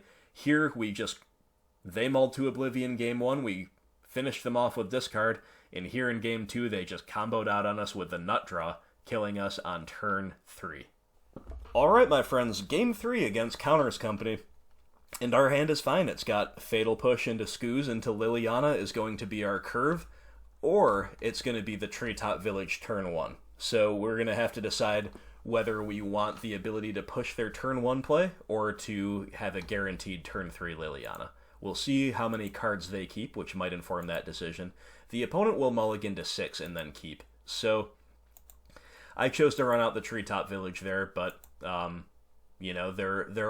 it's kind of a higher risk, high reward play to run out the Blooming Marsh there, but I went with a safer play. Being on the play with a Liliana against an opponent who took a mulligan, I think I just definitely want to cast her on turn 3, almost no matter what else is happening. Opponent goes Temple Garden into Noble Hierarch, and we draw Abrupt Decay. Well, that's a pretty good draw, and it's definitely time to kill this Hierarch, no question in my mind about that. It is an open question, though, as to whether to decay or push. As you saw, I decayed, and here is why. So our threat right now is Scavenging Ooze. It is going to be nice, potentially, to have a more mana-efficient play later down the road with a push and Skoos activations on the same turn. But Abrupt Decay there would have been nice to hang on to in case they have a 3-drop that we need to kill, and we don't have Revolt for push. That said, we're kind of hoping that Liliana just takes over the game no matter what we're doing here. So they play a Birds of Paradise, sure. We draw Kalitas. Well, that's a fine one, but it is definitely Liliana time, and I think we are priced into edicting here, because if we don't edict, while the birds don't really pressure Liliana to any degree this side of an Exalted trigger, they could still just discard a random card in their hand and then go land and have Collected Company mana. So I think our incentives to, number 1, keep the board clear when we're on the Liliana plan, and number 2, prevent another turn 3 Collected Company, means we have to edict there. And the opponent fetches and plays a Knight of the Reliquary and passes. So, we draw Swamp. Alright, so we are basically extremely punished for not using our Fatal Push early, using our Abrupt Decay. They kind of had to have a 1-drop on turn 2 and then a 3-drop on turn 3, and we had to not have Revolt for that to all line up to punish us. But punish us it did. And maybe it was incorrect. I think the odds that we get punished for that are kind of low, but maybe it was incorrect. Maybe I was supposed to just push and hang on to my decay. It would be really nice here to just simply take up, decay the Knight, play Skoos, or maybe even just pass holding up Trophy. I would have to figure that out at the time, but now we don't have the clean kill on the Knight, so I think we just kind of have to pass holding up Assassin's Trophy. Taking up Liliana is the play either way. We definitely want to set up Kalitas into Edict next turn, if at all possible. Our take-up, therefore, ended up pitching Skoos, and got a Duskwatch Recruiter out of the opponent's hand. Opponents got Tireless Tracker, so here we kind of have to trophy the Knight in response, because otherwise they're getting way too much tracker value. And we always plan to trophy the Knight this turn anyway to keep our Liliana alive. So opponent goes and cashes in their Temple Garden for a Horizon Canopy, looking to the mid-game and the grindy value of Canopy, which is a good play. But they get the tracker, and they have a fetch land in hand. So the value is pretty real. The value is very real for our opponent here. They go to get an Overgrown Tomb. They shock it in to make black mana for a trophy on our Liliana. So what a turn for the opponent. That's absolutely incredible for them. I guess the silver lining here is we get to Fatal Push the tracker, which is nice, but not before it's done a lot of damage, getting a couple clues. So right now it's our Kalidas and now our Bob versus their clues. We both have a good land on field as well. So even this is not an obvious choice. We play the Bob if we want to try to run away with card advantage. We play the Kalidas if we want a more mana efficient turn. In the end, I chose to play the Bob, partially because this actually allows us to fire up Treetop Village, and you know what? The clock is pretty real. This knocks them down to 10. It's 20 to 10 as far as the life totals are concerned, and Bob is just finding us more gas off the top. That's the idea. So I think playing Bob there was correct. Opponent cracks a clue first thing on their main phase, and then they're tapping out for a Kitchen Finks, which is a really nice stabilizer in this situation. No question about that. They go back up to 11. They pass to us. All right, Dark Confidant, take it away. Bob flips a Goyf, which is decent. Collective Brutality is decent as well. The big problem here is that Brutality could whiff. Goyf is fine to deploy. But I'm not really sure I want to trade the Treetop Village for one half of Kitchen Finks, and if I just play the Goyf and I don't do anything else, that's a very mana-inefficient turn. So I think what we do here is actually play the Kalidas, and that also, interestingly, allows us to attack with Dark Confidant. We'd be trading the Bob for the Finks here, 1 for 1. Both cards already having gotten a bit of value. And that's fine with me, given the fact that I'm in the role of the aggressor. It's also fine with me if they don't choose to trade, because then, of course, we get 2 damage across, so we get to keep our Bob. So that was kind of a fine if you do, fine if you don't situation for me, and it just shows how nice of a window it was for that Kalidas, and we're rewarded for going Bob first and Kalidas second. Opponent cracks a clue, finds a Gavany Township, and plays a Knight of the Reliquary, which is a nice big 6/6, which is an awkward power and toughness line for us to beat, because even a Kalidas with 1 zombie consumed does not trade with it. Bob flips yet another Tarmogoyf. Alright, so we're kind of getting a little bit bogged down with threats. Maybe not as much interaction as we'd like to see, but at least they're Tarmogoyfs, at least they're good threats. And at least we get to kill the Kitchen Finks while our Kalidas is around. We get blown out here if they have Path to Exile in response, but I think we have to go for it, and that succeeds. So, like I said, our Kalidas can't rumble with the Knight, so we just play another Treetop Village, play another Tarmogoyf, and we have to pass the turn. That said, we are in a very commanding situation. We're drawing 2 cards per turn. We have good value pieces on board. We have a big 5/6 Goyf. The opponent's got to find some action. They're cracking the Canopy. They've had a ton of redraws this game. And let's see what they can dig up. They've got Noble Hierarch. They've got Verdant Catacombs. And they are passing. So, of all the things that could happen, that was definitely pretty beatable as far as we're concerned. And we just get the absolute nut of Deathmark and Fatal Push for our 2 cards per turn. So the opponent sees the Fatal Push. We're going to lead on the Deathmark, and the opponent just scoops, knowing that the push is coming for the Hierarch, knowing that they're dead on board. And, yeah. Once again, the top of our deck was ranged from decent to great. Like, some of the mid-game stuff was decent, and then how we closed out the game was great.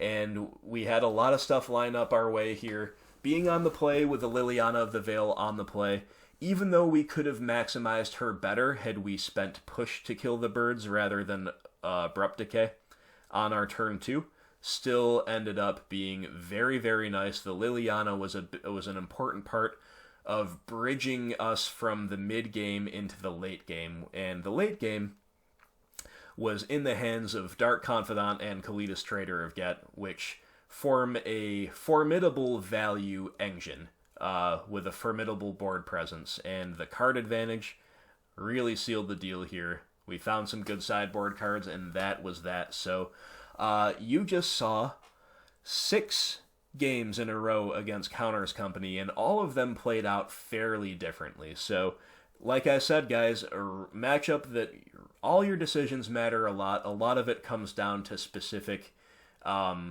sequencing or to specific top decks. Definitely a really, really interesting one. One that we have to respect, but one that's definitely in the 50-50 range, maybe even a little bit better if your setup is like mine, where you've got cards like Deathmark and EE in your 75. Not everybody plays those, but those are some cards that line up really well here. So, awesome. Good games, well played to the opponent. We advance to 3-0 in the league. I hope you are enjoying this competitive league replay, my friends, and I will see you for round 4. Round 4, having won the die roll again, but this time we are we are certainly not able to keep a no-lander. So we throw it back, and this is a fine 6. We could be in a situation where Fatal Push or Abrupt Decay are not the best if they're a deck that doesn't really play to the board. But if that's the situation, then Maelstrom Pulse is probably not very good either. So I think that Pulse is the clear card to bottom here, right? It's the clunkiest, and we would much rather bank on our Liliana as our turn 3 play if we have a land, given the rest of our hand with a lot of other forms of removal. The opponent goes down to 5, so this is pretty nice for us. We lead on Swamp here in case we need to Fatal Push something on the opponent's end step, of course. But with Flooded Strand and go, that doesn't look likely. So Flooded Strand pass makes me think we're against some kind of control deck, or maybe some kind of a blue-based combo deck. Either way, Collective Brutality, just for the discard mode, should be a good play here.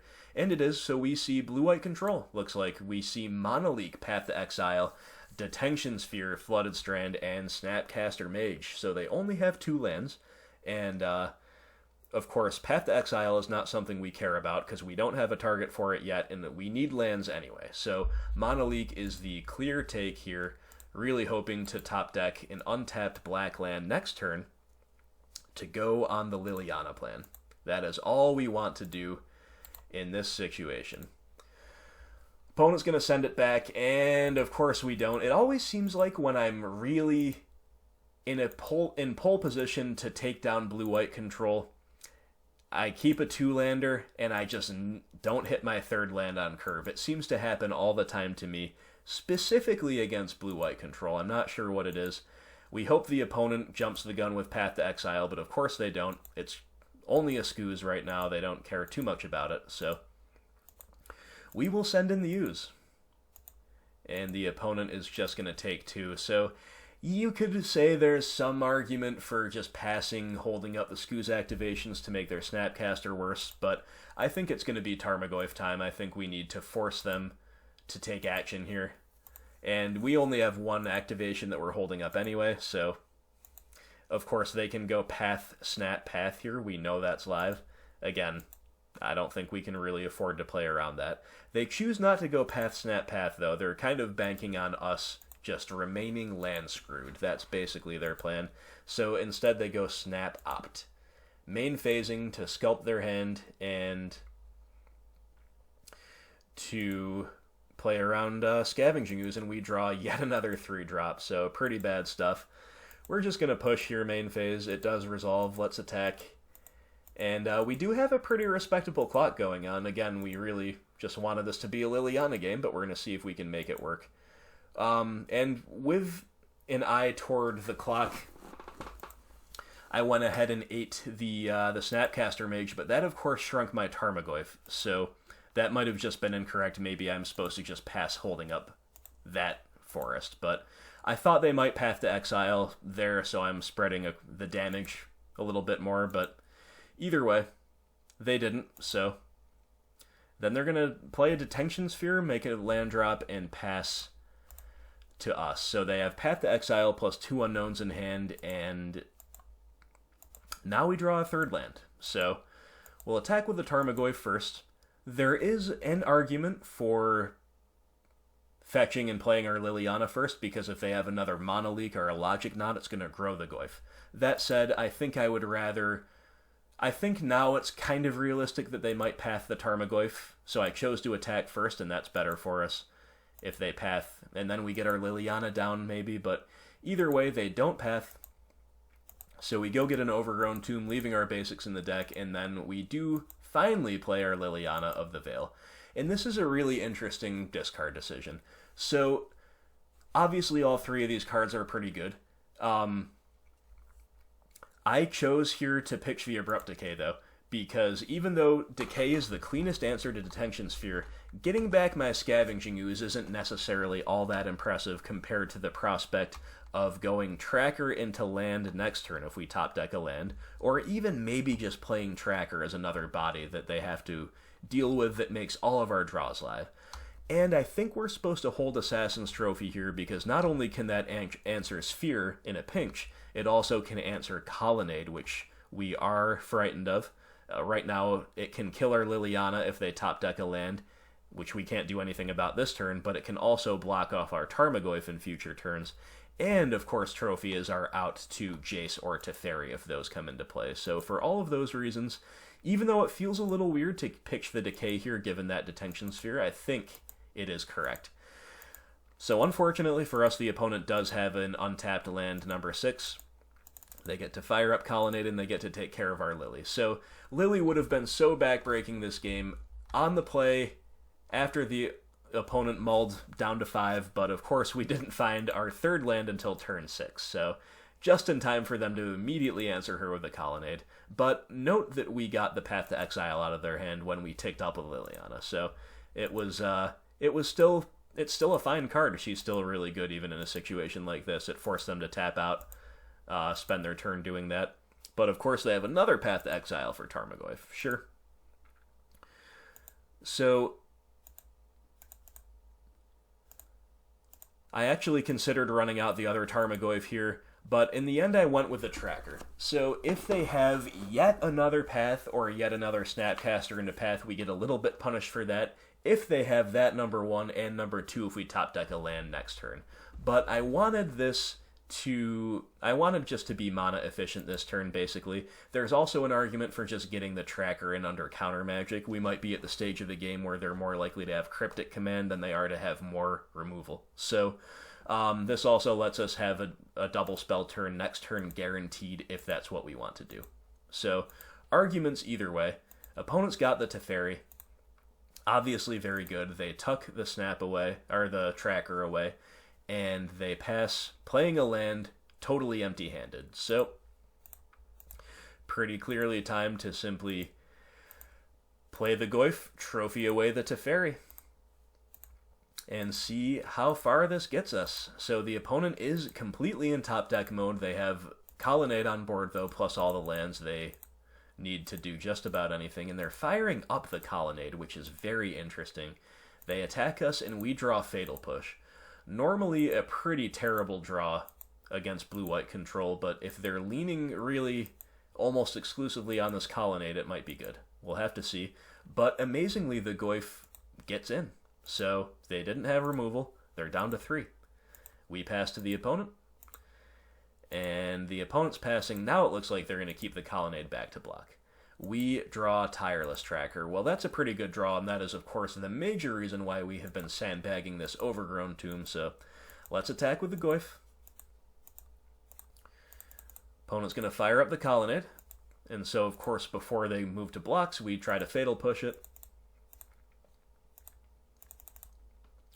And the opponent delves away their lands basically for a Logic Knot that we can't quite pay for. Sure, this is fine with us because, of course, number 1, that's just a 1-for-1 trade. Number 2, they have to chump block with their Colonnade.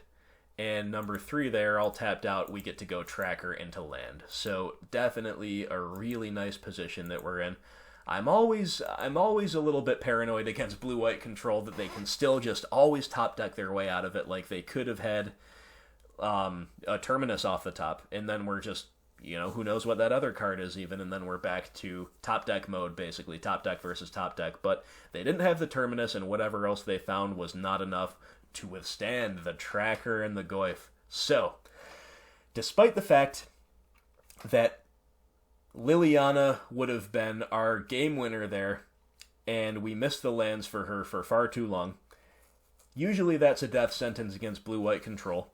We still got there. Now, a big part of us getting there was the fact that they mulled to 5, so they were a little bit behind on resources. They recovered well enough, but we stayed in the game, and we had decent, reasonable top decks throughout the mid and late game that proved to finally be enough to turn the corner in the end. So a bit of like a medium performance here from both decks, but I will always be happy with the game win here in this matchup, and it is an unfavorable matchup, but I think we improve post side, so let's take a look at that. Alright, my friends, so no more Nissa to bring in, not with the April list that we've been running, but we still have some good stuff. 3 Fulminator Mages, these are probably the first name on the team sheet. They're excellent in the matchup. Grey Ogre that blows up Colonnade and can occasionally land screw them if they keep a land light hand, especially if we're on the play. Maelstrom Pulse is good enough to bring in. Liliana the Last Hope is good enough to bring in, and probably 1 Nile Spellbomb, unless I see a whole lot of graveyard-oriented effects like an unusual amount. I don't usually want more than 1 against straight-up blue-white, and of course Collective Brutality is pretty nice here. I'm not too interested in anything else, so I think these 7 are probably all good enough to bring in. Gotta love Magic Online. What is that? Anyway. Now, what comes out? So, I definitely think it's correct to cut a Blooming Marsh in this matchup. No question in my mind about that. I also like cutting all 4 Fatal Push. From there, cutting away some clunky threats, namely Scavenging Ooze and Kalitas Trader of Get, and that's a really nice 7 for 7. Now, Abrupt Decay is a card that gets cut a lot of the times against blue-white control, and it is viable to cut it. But what are we bringing in for it? Sometimes the second Nile Spellbomb, and that's definitely arguably fine. If we had Choke or Nissa in here, that would be a great exchange as well. But do we want to really play the second Spellbomb over Decay? Do we want to bring back like a third Scooz over Decay? I'm increasingly of the opinion that we do not. We definitely saw main deck Abrupt Decay. I've been seeing a lot of Vendilion clicks brought in against me out of blue-white control. I've seen an uptick in the presence of Gideon of the Trials. So all things considered, and then of course Search for Azcanta is a big one, and in the pinch it can kill a Snapcaster Mage. So even though Abrupt Decay is a fine card to cut against blue-white control in general, with my current list and based on what I've seen lately in the matchup, I'm actually inclined to leave it in over Spellbomb 2, Scooz 3, or Kalitas, or a Fatal Push, or a land, So those are my thoughts. Let me know what you think, and yeah, let's go to game 2. Alright, my friends, so we've got a 7 that is pretty light on gas, but I really don't like mulling against blue-white control, and these cards, like, it's almost better to be too heavy on lands than to be land screwed against blue-white control, because our early disruption is fine, but just making land drops and then finding mid-game disruption where, so many of our top decks are live to the point where we could go, like, turn 4 if we find a discard spell and then follow it up with something. I'm more inclined to keep a hand like this than I am to keep a hand that's, like, 2 lands and a bunch of really high CMC clunky stuff. So, you could argue for the mulligan here, but in the end, I did choose to keep this, especially because the opponent took a mulligan as well. So the opponent took a mull to 6, therefore I was like, alright, let's just keep our functional hand with lands and spells, right? So, opponent's got the Serum Visions, they went top-bottom with this, if I recall correctly, and we are, unfortunately, drawing a basic land off the top. That is our actual worst draw, is Swamp, but opponent makes a land drop and passes back to us, and we draw our actual second worst card, which is Forest. So at this point, we're just running out of fetch land. We're going to thin out on the end step here, and yeah. We're very punished with our first 2 draw steps for keeping a 5-lander by drawing not only lands, but basic lands. It wouldn't even be that bad if we were hitting Treetop Villages and Fields of Ruin, but basic lands against blue-white control, for obvious reasons, don't want them in our hand. We want them in our library. Opponents just, cantripping a little bit. They play a Colonnade out. Back to us.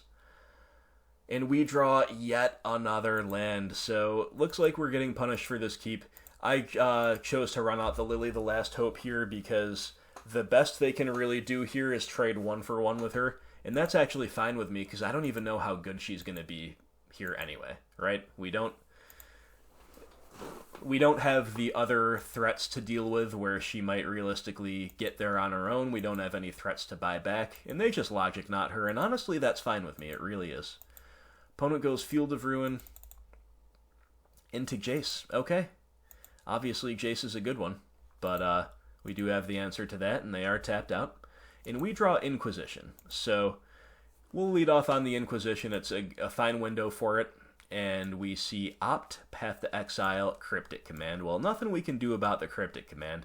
And part of me is tempted to say, all right, let's take away the Opt. That means they're just kind of rotting in hand with a path that they don't have a target for.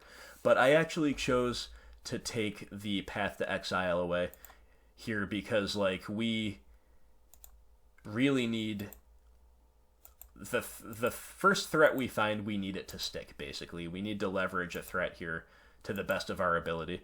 And then, of course, we pulse away the Jace. Opponent will lead off on that Opt, play another island, and pass, holding up Cryptic. I played out a Swamp here. I didn't see a major reason to run out our Hissing Quagmire into that Field of Ruin. And we are reasonably sure that the opponent didn't have anything to do on that draw step. Opponent's got another Colonnade, not looking that good for us anymore. And we draw Lily of the Veil. So at this point, I am going to run out the Quagmire.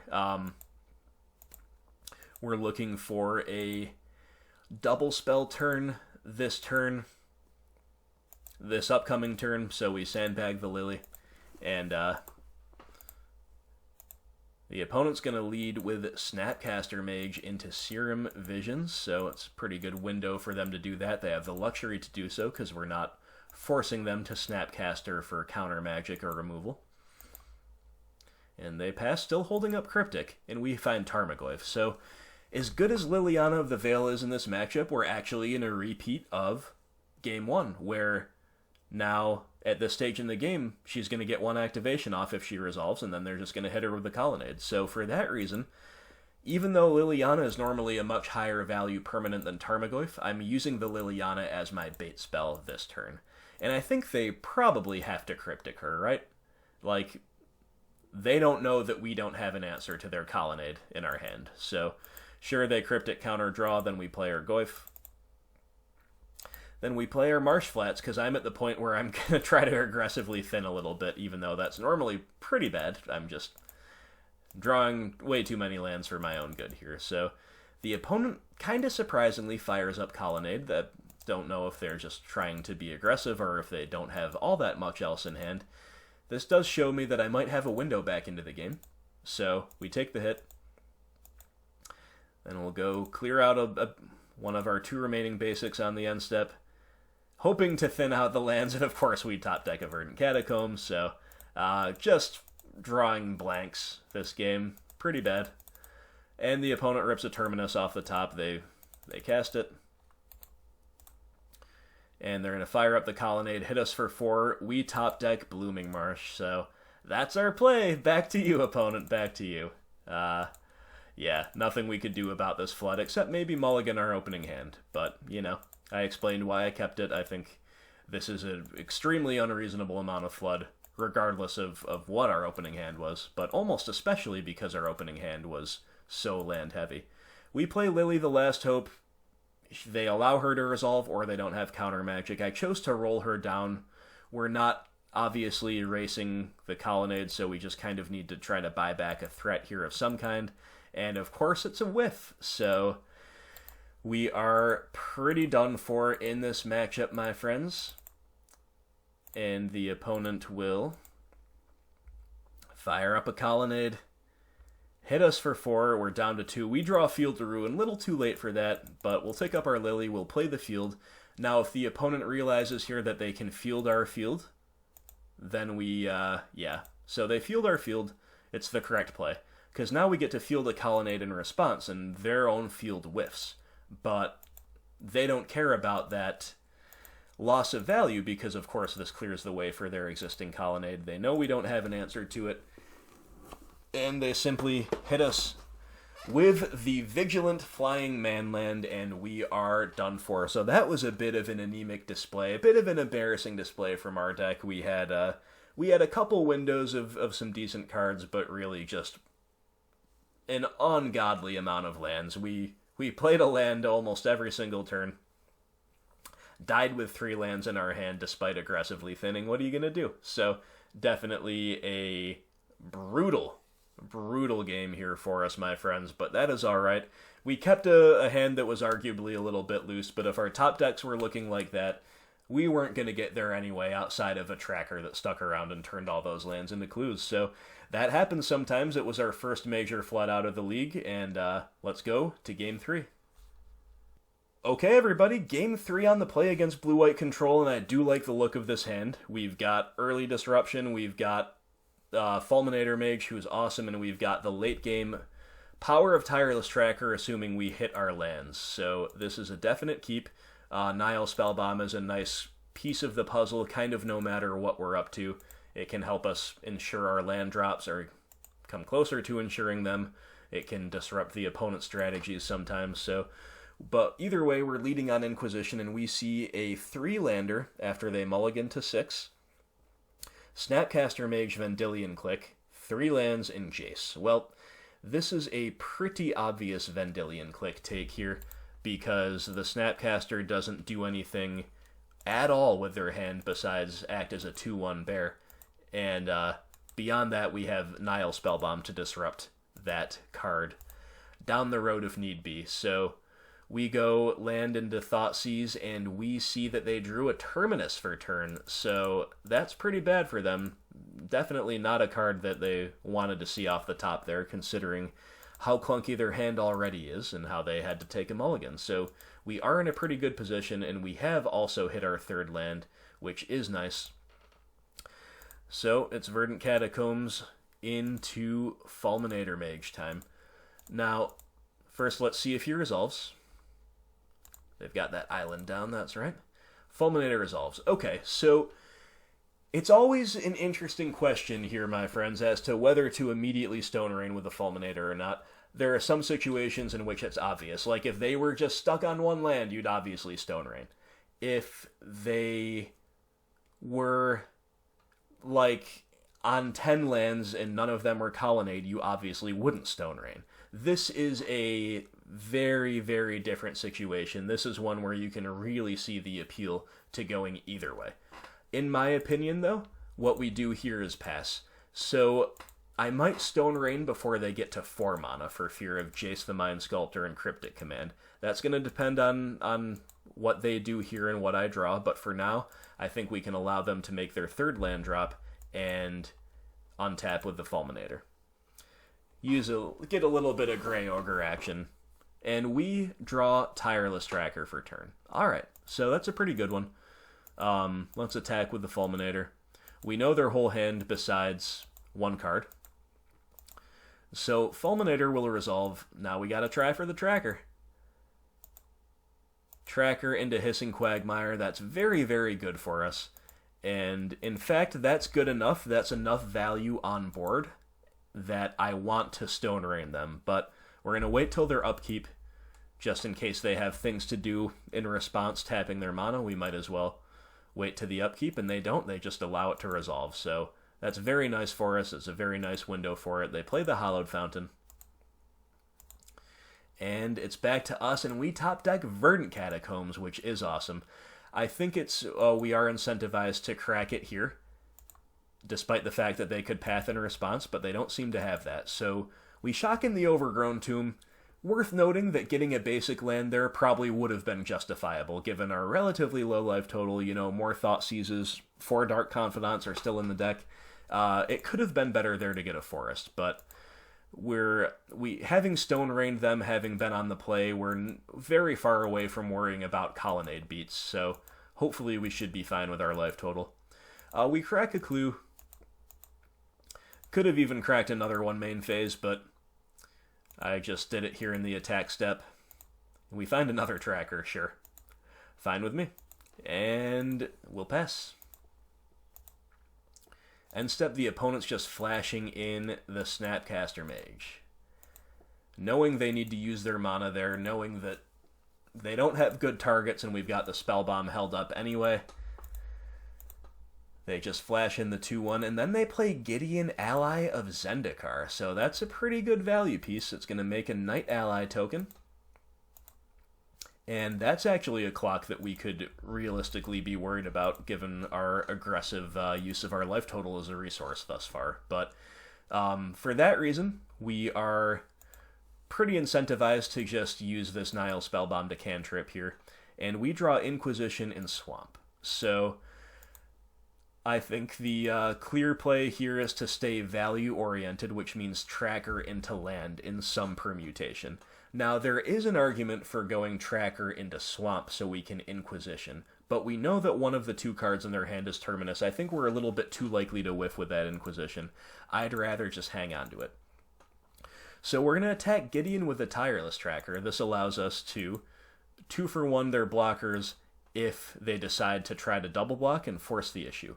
But I hope they don't. I hope they just chump, and that's exactly what they do, because I kind of wanted to use my mana to trophy away Gideon Ally this turn anyway. But this was an amazing turn for us. We made 2 clues. We got a Treetop Village down. We forced a chump block. We took care of a Planeswalker. We drew some cards. Seems pretty good. This did put the opponent on hardcast Terminus mana, though, and that's alright. Again, we've got our value out of trackers, and now they're totally tapped out. We did make them have an untapped land for that as well, and they did. We draw a Hissing Quagmire, which is fine, not the most impressive. Liliana the Last Hope is an interesting one, and I suppose it is good enough to play her and buy back a Fulminator Mage here. And here we're going to choose to play Swamp over Quagmire because we want the mana efficiency of cracking a clue on the opponent's end step, and we have more than enough manlands on the field as things stand. Once again, Inquisition, we want to save that to force a spell through rather than to just cast it for the sake of casting it there. So they've got a Jace, so they're putting together some good stuff for sure. They've had Gideon into Terminus into Jace. I mean, it's really good stuff. And then they have a Colonnade. Only 1 card in hand. So end step, we crack a clue, find Lily of the Veil. Alright, so of course, once again, we could lead on Inquisition. I chose here that I judged that it was better to lead on the Liliana of the Veil because there are very few things that punish us for leading on the Lily. And the reason we don't want to just freely, say that it's free to pitch this Inquisition or to whiff with this Inquisition if we lead on it and it whiffs, is because, we want the Inquisition at this stage as our discard fodder to Liliana. We don't really want to pitch a Hissing Quagmire or a Fulminator Mage to the Liliana, right? So that's why I just decided to lead on the Lily. There are very few things that punish us for that, but this is one of them. It's a negate. So fair enough, negated. You got me. And then I think we have to get a Fulminator down there. It's a little unfortunate we've had windows to attack with Treetop Villages. And you know what? Maybe I should have just attacked the Jace with Treetop. That might have been a mistake there for sure. But Fulminator Mage is a hell of a card, and this upcoming turn we can pressure so effectively. And also this makes certain that we can't lose our Liliana on the opponent's turn to the Colonnade. And this Liliana Fulminator loop is actually really, really, really good. So we untap, we draw a Tireless Tracker. So now that they've got 2 cards in hand, and now that we've got a lot of possible options, we will finally cast this Inquisition. See what the opponent's got. They're going to flash and snap. Okay. And they're going to target negate. It's the only valid target in the graveyard. And then they're going to negate it. So, that's pretty good. It's a good value play, except we can compete with the value. So we get a free tick up here to kill a Snapcaster Mage, which is awesome. And then they don't have 4 mana, so the things that we would realistically be worried about here are Settle the Wreckage, Cryptic Command, things like this. They don't have them. So we're just going to start firing up some manlands here. We fire up a Treetop Village. We start firing up, Yeah, I was actually considering whether it would be better to fire up a Hissing Quagmire to make sure Jace dies this turn even against Path to Exile, or whether it would be better to just attack with both, try to get him off the field that way, then play another Fulminator. It was something I was mulling over while the opponent just scooped. If you look at the clock, we're ahead by 9 minutes on the clock. The opponent is on the ropes. They are very far behind on resources. We've got the Liliana Fulminator Mage loop going. And what that means is that the opponent is about to lose their second Colonnade at our leisure. They only have 2 more, and we have another Fulminator in hand, plus the ability to keep buying them back. So in other words, they are realistically not able to kill us through combat damage this game at all, period. So their path to victory is going to be to just completely stabilize, have like the Jason to Fairy combo, and win with the Jace ult. And given how far ahead we are, and given the clock, that's simply not going to happen. So the opponent scoops it up, and you could argue that it was a mistake on my part to not attack the Jace with Treetop Village, but I rated the ability to keep my Liliana, the Last Hope, alive very highly, with the prospect of Fulminator loops taking care of the Colonnades and indeed protecting Liliana that turn. And I trusted in my ability to outgrind a Jace, given number 1, my board state, and number 2, the clock. Remember that the clock is huge in this particular situation, and that's just another reason to have made sure that we were keeping the Fulminator plan first and foremost, because we don't want to just lose to Colonnade beats. So, a debatable line, but one that definitely worked out in our favor, and one that I think has some merits, even if it is not the 100% guaranteed correct way to do things. Regardless, sometimes the decisions are nebulous in a matchup like this, and we did get there, leaning heavily on the power of sideboard cards like Fulminator Mage and Liliana the Last Hope here. Lily the Last Hope often looks kind of unimpressive against blue-white control compared to how she looks in mid-range mirrors or against like Grixis control, where she's amazing.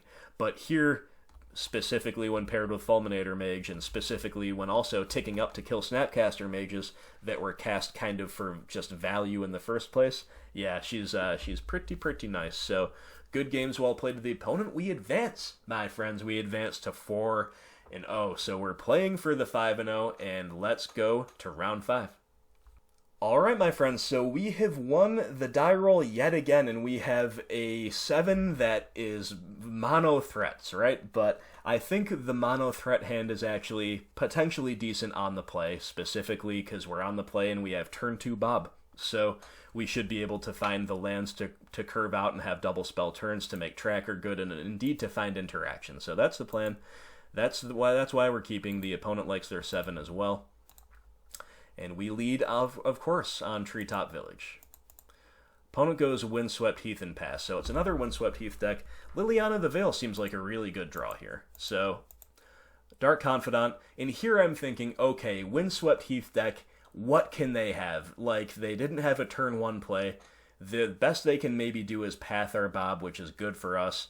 They're going to get their play edicted next turn. It's going to be completely amazing. I don't think I'm going to lose this game. But then, Fetch, Shock, Monotithe our Dark Confidant. Okay then. Okay, so the jank got us, and then the opponent goes Tech Edge, Leonin Arbiter. Okay, and we draw Treetop Village, so this is actually horrible for us, my friends. We were looking like we were having the classic BGX curve out, no discard turn 1, but Bob into Lily on the play, and now we can't do either, because we can't fetch without paying the Arbiter tax for 2. Now, we could have done that. We could have just had a turn of paying 2 and fetching a Tomb there, but I chose not to. I chose to play the Scavenging Ooze, which is pretty solid there, but of course they have the play that punishes us for that, means we can't trade with the Arbiter. So, sure, we get hit for 3. And the opponent plays Horizon Canopy and passes. We draw Kalidas. Well, once again, it's all a little clunky. It's all a little awkward. And you could do a couple different things here. Once again, you could pay 2 to fetch. But I chose not to. I chose to play the Tireless Tracker, and I think that's I think that's correct here because it allows us to present something that has, number one, guaranteed 2-for-1 value. Number two, it can trade with the Arbiter, which we want to do. And number three, we still have some high-cost clunky stuff in our hand. Overall, it is more efficient to use clues to keep drawing cards and to hit land drops that are not fetch lands naturally than it is to pay for the privilege of fetching. That said, they get to Tech Agjar Blooming Marsh here, and I wasn't necessarily sure that they would because, they're a little bit low on lands themselves potentially, but we'll see if it works out for them. Well, they draw Path to Exile for our tracker, so far so good for them. And then the opponent has Eternal Witness buying back Path, so the curve out is completely brutal from our opponent. We were so close to just curving out on them perfectly, and we draw Blooming Marsh untapped, that comes in tapped. So we're just getting pretty punished by our land drops as well. So we're now at the point where we just kind of have to pay 2 to fetch to just finally fetch around this Arbiter. And now we at least have double black for all of our stuff. And we kind of have to sit back with the use here. And I chose to assign the block here. There's only one thing in the graveyard to eat, and while the Skoos can potentially stabilize us long term, we have other cards in hand that are all able to take over the game on their own, so I'm really interested in just getting this Arbiter off the field and saving some life points. After we assign the block, the opponent will path. Okay, so the opponent missed a couple points of damage there. I think maybe they were looking for the high upside play of us not blocking at all, but we chose to, and then they chose to path us. That path recursion was brutal with this Arbiter around, of course, but at least we saved 2 life points. And the opponent plays Thalia, Guardian of Thraben. And that is actually pretty okay for them, but also fairly okay with us. Doesn't really change anything we're doing. It could have if we had drawn a better card than Dark Confidant. Dark Confidant's pretty bad here, so all we can really do is tap out for Kalitas. Now, granted, tapping out for Kalitas is awesome here. He walls off their whole entire board, and if we can keep him around, the Liliana next turn will start getting awesome value. But of course, the opponent has yet another Path to Exile, so we are getting so punished here. It all began with that turn 1 Monotithe, and we draw Hissing Quagmire, so just pretty bad stuff, my friends. We don't have any play that keeps us alive here as far as interacting goes. Unless we wanted to roll the dice on cracking a clue and looking for exactly Fatal Push. Then we go to 1. So I think that is a relatively low percentage thing. It's actually safer here to play the Bob, because of course they can just attack into the Bob, and trading off Bob with something is much like fatal pushing it, right? This is worse if they have another Path to Exile, of course, or other forms of removal, but I think it's a higher percentage play than cracking a clue and hoping for exactly push.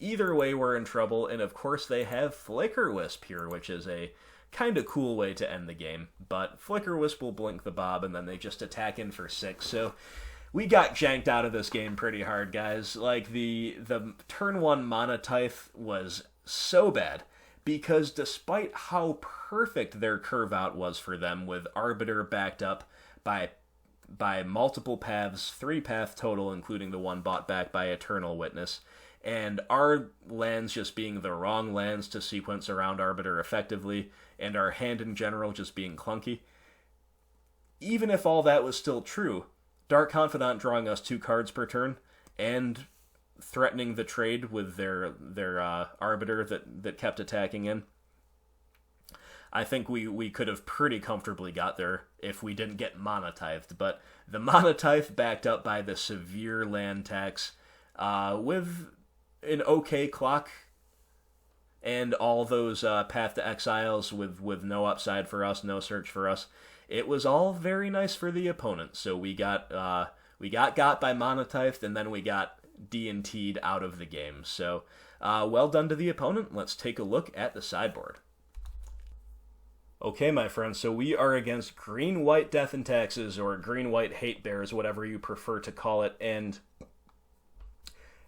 this is a deck that almost plays out like a mid-range mirror, in that the games get long and grindy. It's usually about resource advantage in one way, shape, or form.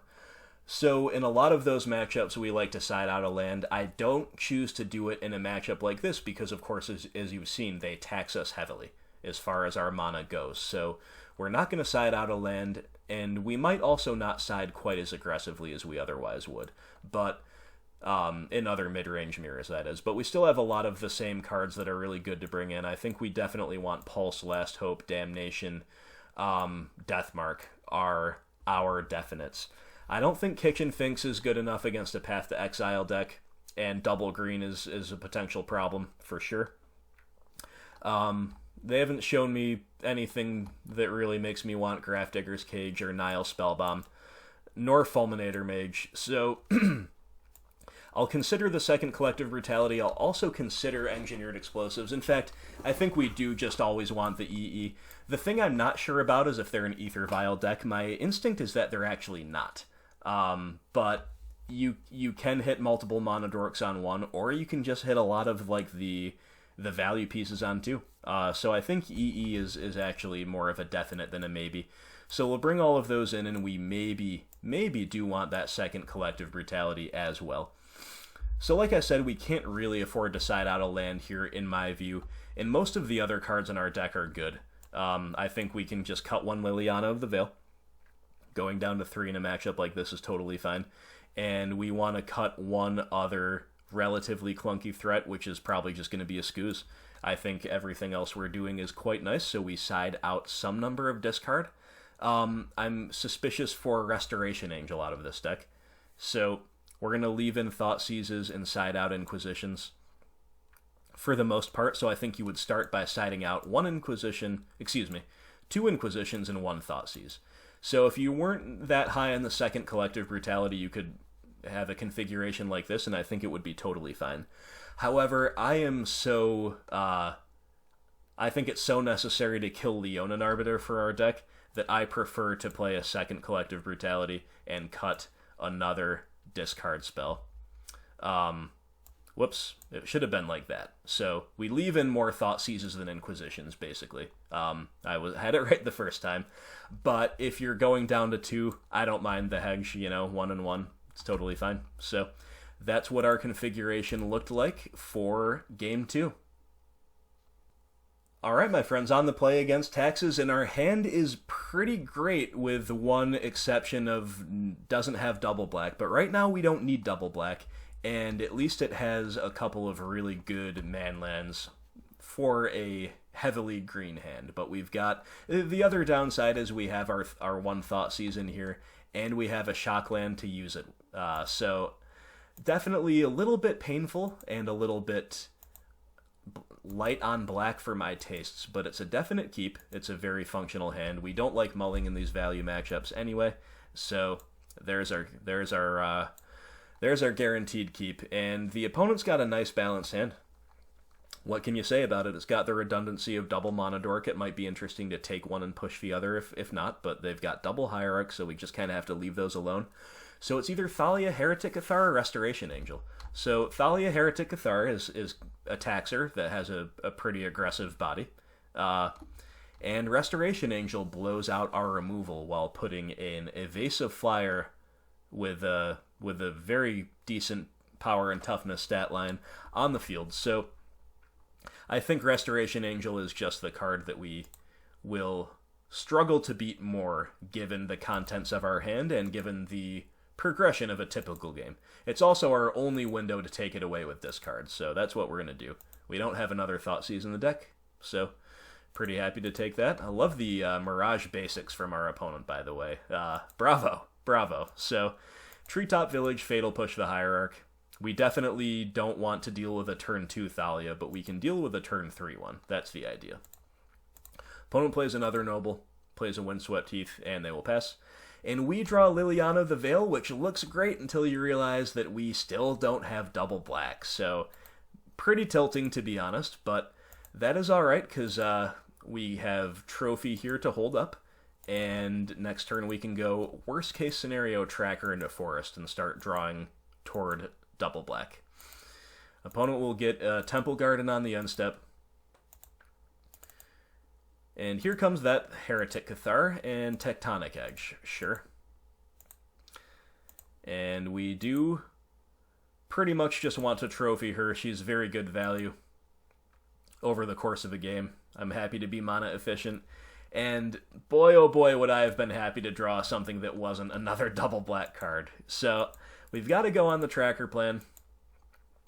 Unfortunately, this turns on their Tectonic Edge, and they get to either kill a manland or take us off of black, depending on what they think is best, and they take us off of black. So nothing we can do about that, and hopefully tracker can still draw us out of it. Again, at least we've got the treetop villages if we're playing a mono green deck. This Eternal Witness buying back Restoration Angel, such a pain in the butt, but they've got the Ewit, they've got the fetch land. They're passing to us, and we draw Skoos. Alright, we really wanted to hit a land, so now we're cracking a clue, really hoping for a land. We just gotta keep hitting lands. Of course, black ones are ideal. And we draw our only other mono green source in the deck in the form of our second forest, so at least it's a land, am I right? At least it's a land. And we do want to get aggressive with the tracker here, in my view. The tracker plus the treetops can realistically race them in this situation. And so I could have cracked a clue there for another point of damage and just to keep the card draw rolling, but with a mono-green land base, Scavenging Ooze is actually kind of a fine draw.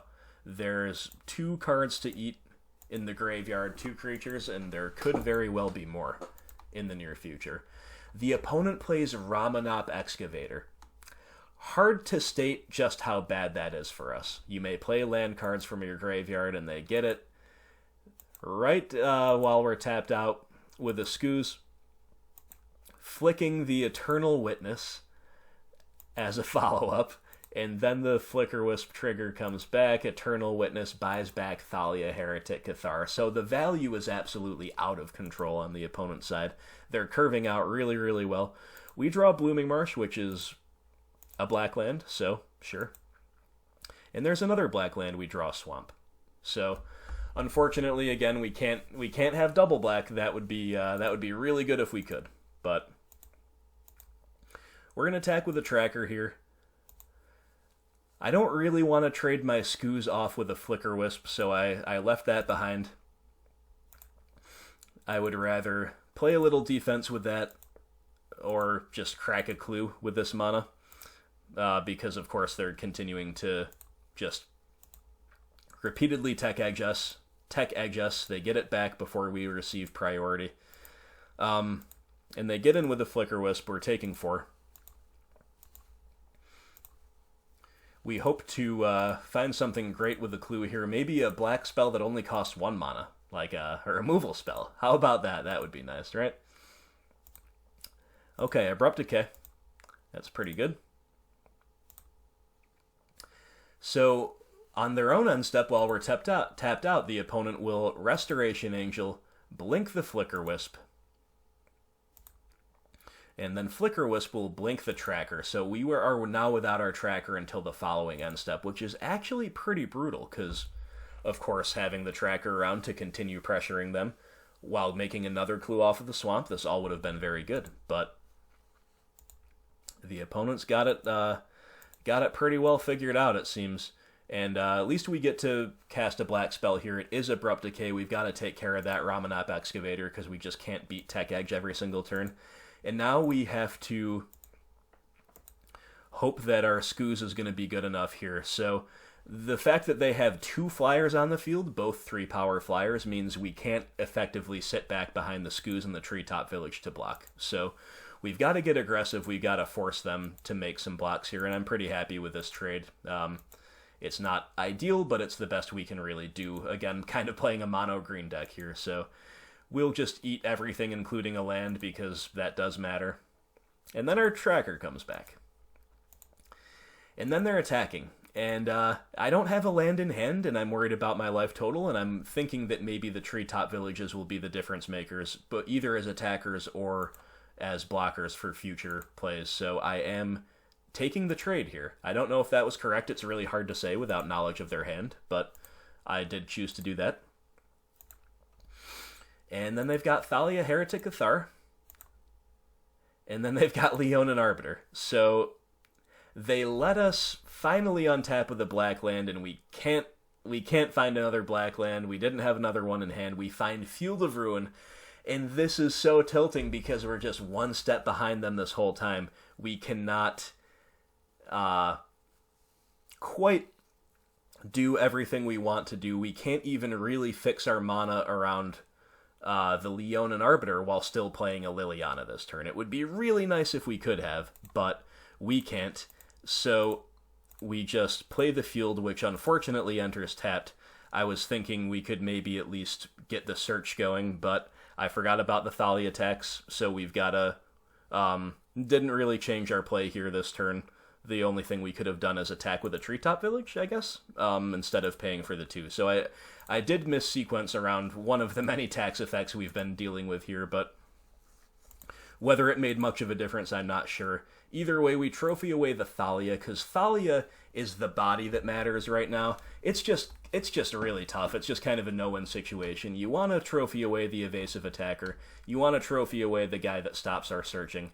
But you kind of have to trophy away the Thalia, because she taxes us in other ways, and she makes Treetop Village a total non-factor, whether it's attacks or blocks, right? So the opponent has just curved out really well, and then they're passing with no land drop. So maybe they're sandbagging lands, or maybe they've got Restoration Angels in hand. Either way, I'm a little bit worried. And we draw Maelstrom Pulse, which, okay, it's a card. And once again, we cannot quite afford to pay for the Leonin Arbiter to be able to search for the turn, and pay for the Field of Ruin, and still cast a spell. So I think we're priced into casting a spell here, and I think it's got to be a Pulse on the Flicker Wisp, because our Treetop Village can block the Arbiter along the ground. That does resolve. Again, I was worried about Restoration Angel, but the opponent does indeed have Tectonic Edge. So the opponent has picked the right time to pivot from aggressively destroying our black lands to holding up Tech Edge for our man lands.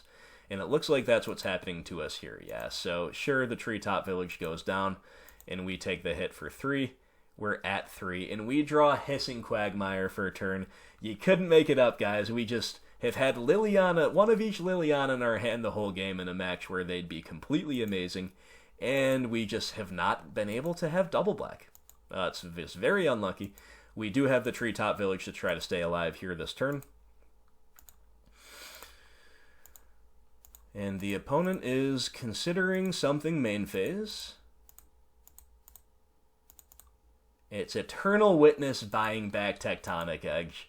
It's just too much. It's just too much value. It's just too much grindy, taxing, land-hating value. So we're going to fire up Treetop Village, make them make the correct play here, which of course they do, and that is going to do it. So we got beat right at the cusp of a 5-0, my friends.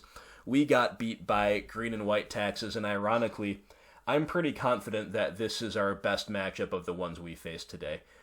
Definitely a better matchup than Tron or blue-white control, and while I think Counter's Company is 50-50-ish, I think green-white taxes is better than 50-50-ish. Their card quality is so low compared to ours that if we don't get kind of cheesed out of the game by Mana Tithe and by Land Screw with a Leonin Arbiter backed up by a lot of paths or a lot of tech edges, Ramanop Excavator, things like that, our card quality shines through. They find it really tough to beat a Planeswalker in the correct window. And of course we had that all lined up this game. Just didn't happen. They were going to find it really hard to beat our turn 2 Dark Confidant, but they had Mana Tithe for it. So what can you do? What can you do? I think, certainly I could have... I forgot that the Thalia tax stopped us from being able to have the Field of Ruin enter untapped a couple turns ago, and that would have let me attack with a Treetop Village or hold it back as a blocker. So had I held it back as a blocker, the game could have extended here by a turn. The problem is, I believe, given the texture of the game at the time, I would have attacked with a treetop village. So while that was a missed opportunity on my part, I do not think it affected the outcome of the game, because just thinking back on it right now without actually going back to look at it, I believe I would have attacked. They would be at 6 right now. Nothing else changes, right? So maybe that's not correct. Maybe I'm missing something. It's a very complicated game, and either way, I think the opponent's curve out was a little bit rough. I think we were pretty unlucky to face with number one how well their interaction at specific times lined up against what we were doing, and number two, just to kind of naturally have to keep a land with 3 green lands, and we didn't naturally draw the black land before they got all their mana denial online. If we had a turn 3 Planeswalker, it's a totally different game. But I can't complain too much because my opponents took a whole lot of mulligans overall this league, and our draws were pretty solid, ranging from acceptable to, wow, this is awesome, throughout most of the first 4 matches, right? So we got here at the end by Green-White Death and Taxes by Monotype.deck. It feels so bad, but hey, the opponent played it really well, and congratulations to them. So that was a pretty fun league, all things considered. It's probably going to be, like I said, my last competitive league, but until War of the Spark comes out, so it's nice to finish on a high note, but it would have been really nice to finish on the high note, right, on the 5-0, but it's all good, it happens. I'll take the 4-1 all day, every day, and that's the league. So I'm hoping in the future to make my replay videos a little bit shorter, while also taking the time to talk out lines that need to be talked out. I don't know that I had the option to make this one too much shorter, guys. It was just a lot of games that were played. I think all 4 of my wins were 2-1. And the only one where we didn't play 3 games was this round 5 here at the end. And a lot of the games went long with a lot of complicated decisions. So the good gameplay and the flourishing branches on the decision tree, they come with a long run time. So I hope you're all still enjoying the longer form content. In the future, if I have replays that merit being shorter, I'm not going to linger to pad out the time. I'm just going to say this was the game, here it was, say what needs to be said and move on. But here in this league in particular, I think we did have a lot to talk about and a lot to show. So I hope you enjoyed it, and stay tuned to the channel. I think War of the Spark comes out earlier than the end of the month. I have to look up the exact date, but in other words, expect my May deck tech update to come a little bit early. Basically, as soon as we get War of the Spark, I'll be showing you that, and I'm going to be showing you some gameplay with some new tech from the new set. So stay tuned to the channel. Thank you so much for watching. Thank you once again to our brand new patron, Tyler Evans, the High Inquisitor, and to an existing patron, Mike DiCamara, for upgrading his level of support to Confidant tier. Thank you so much, my friends. Thanks to all Patreons and all viewers in general. Remember to like, share, comment, and subscribe if you would like to help this channel grow. Thank you so much for watching. I look forward to hearing your comments, and I will talk to you soon. Have a great day.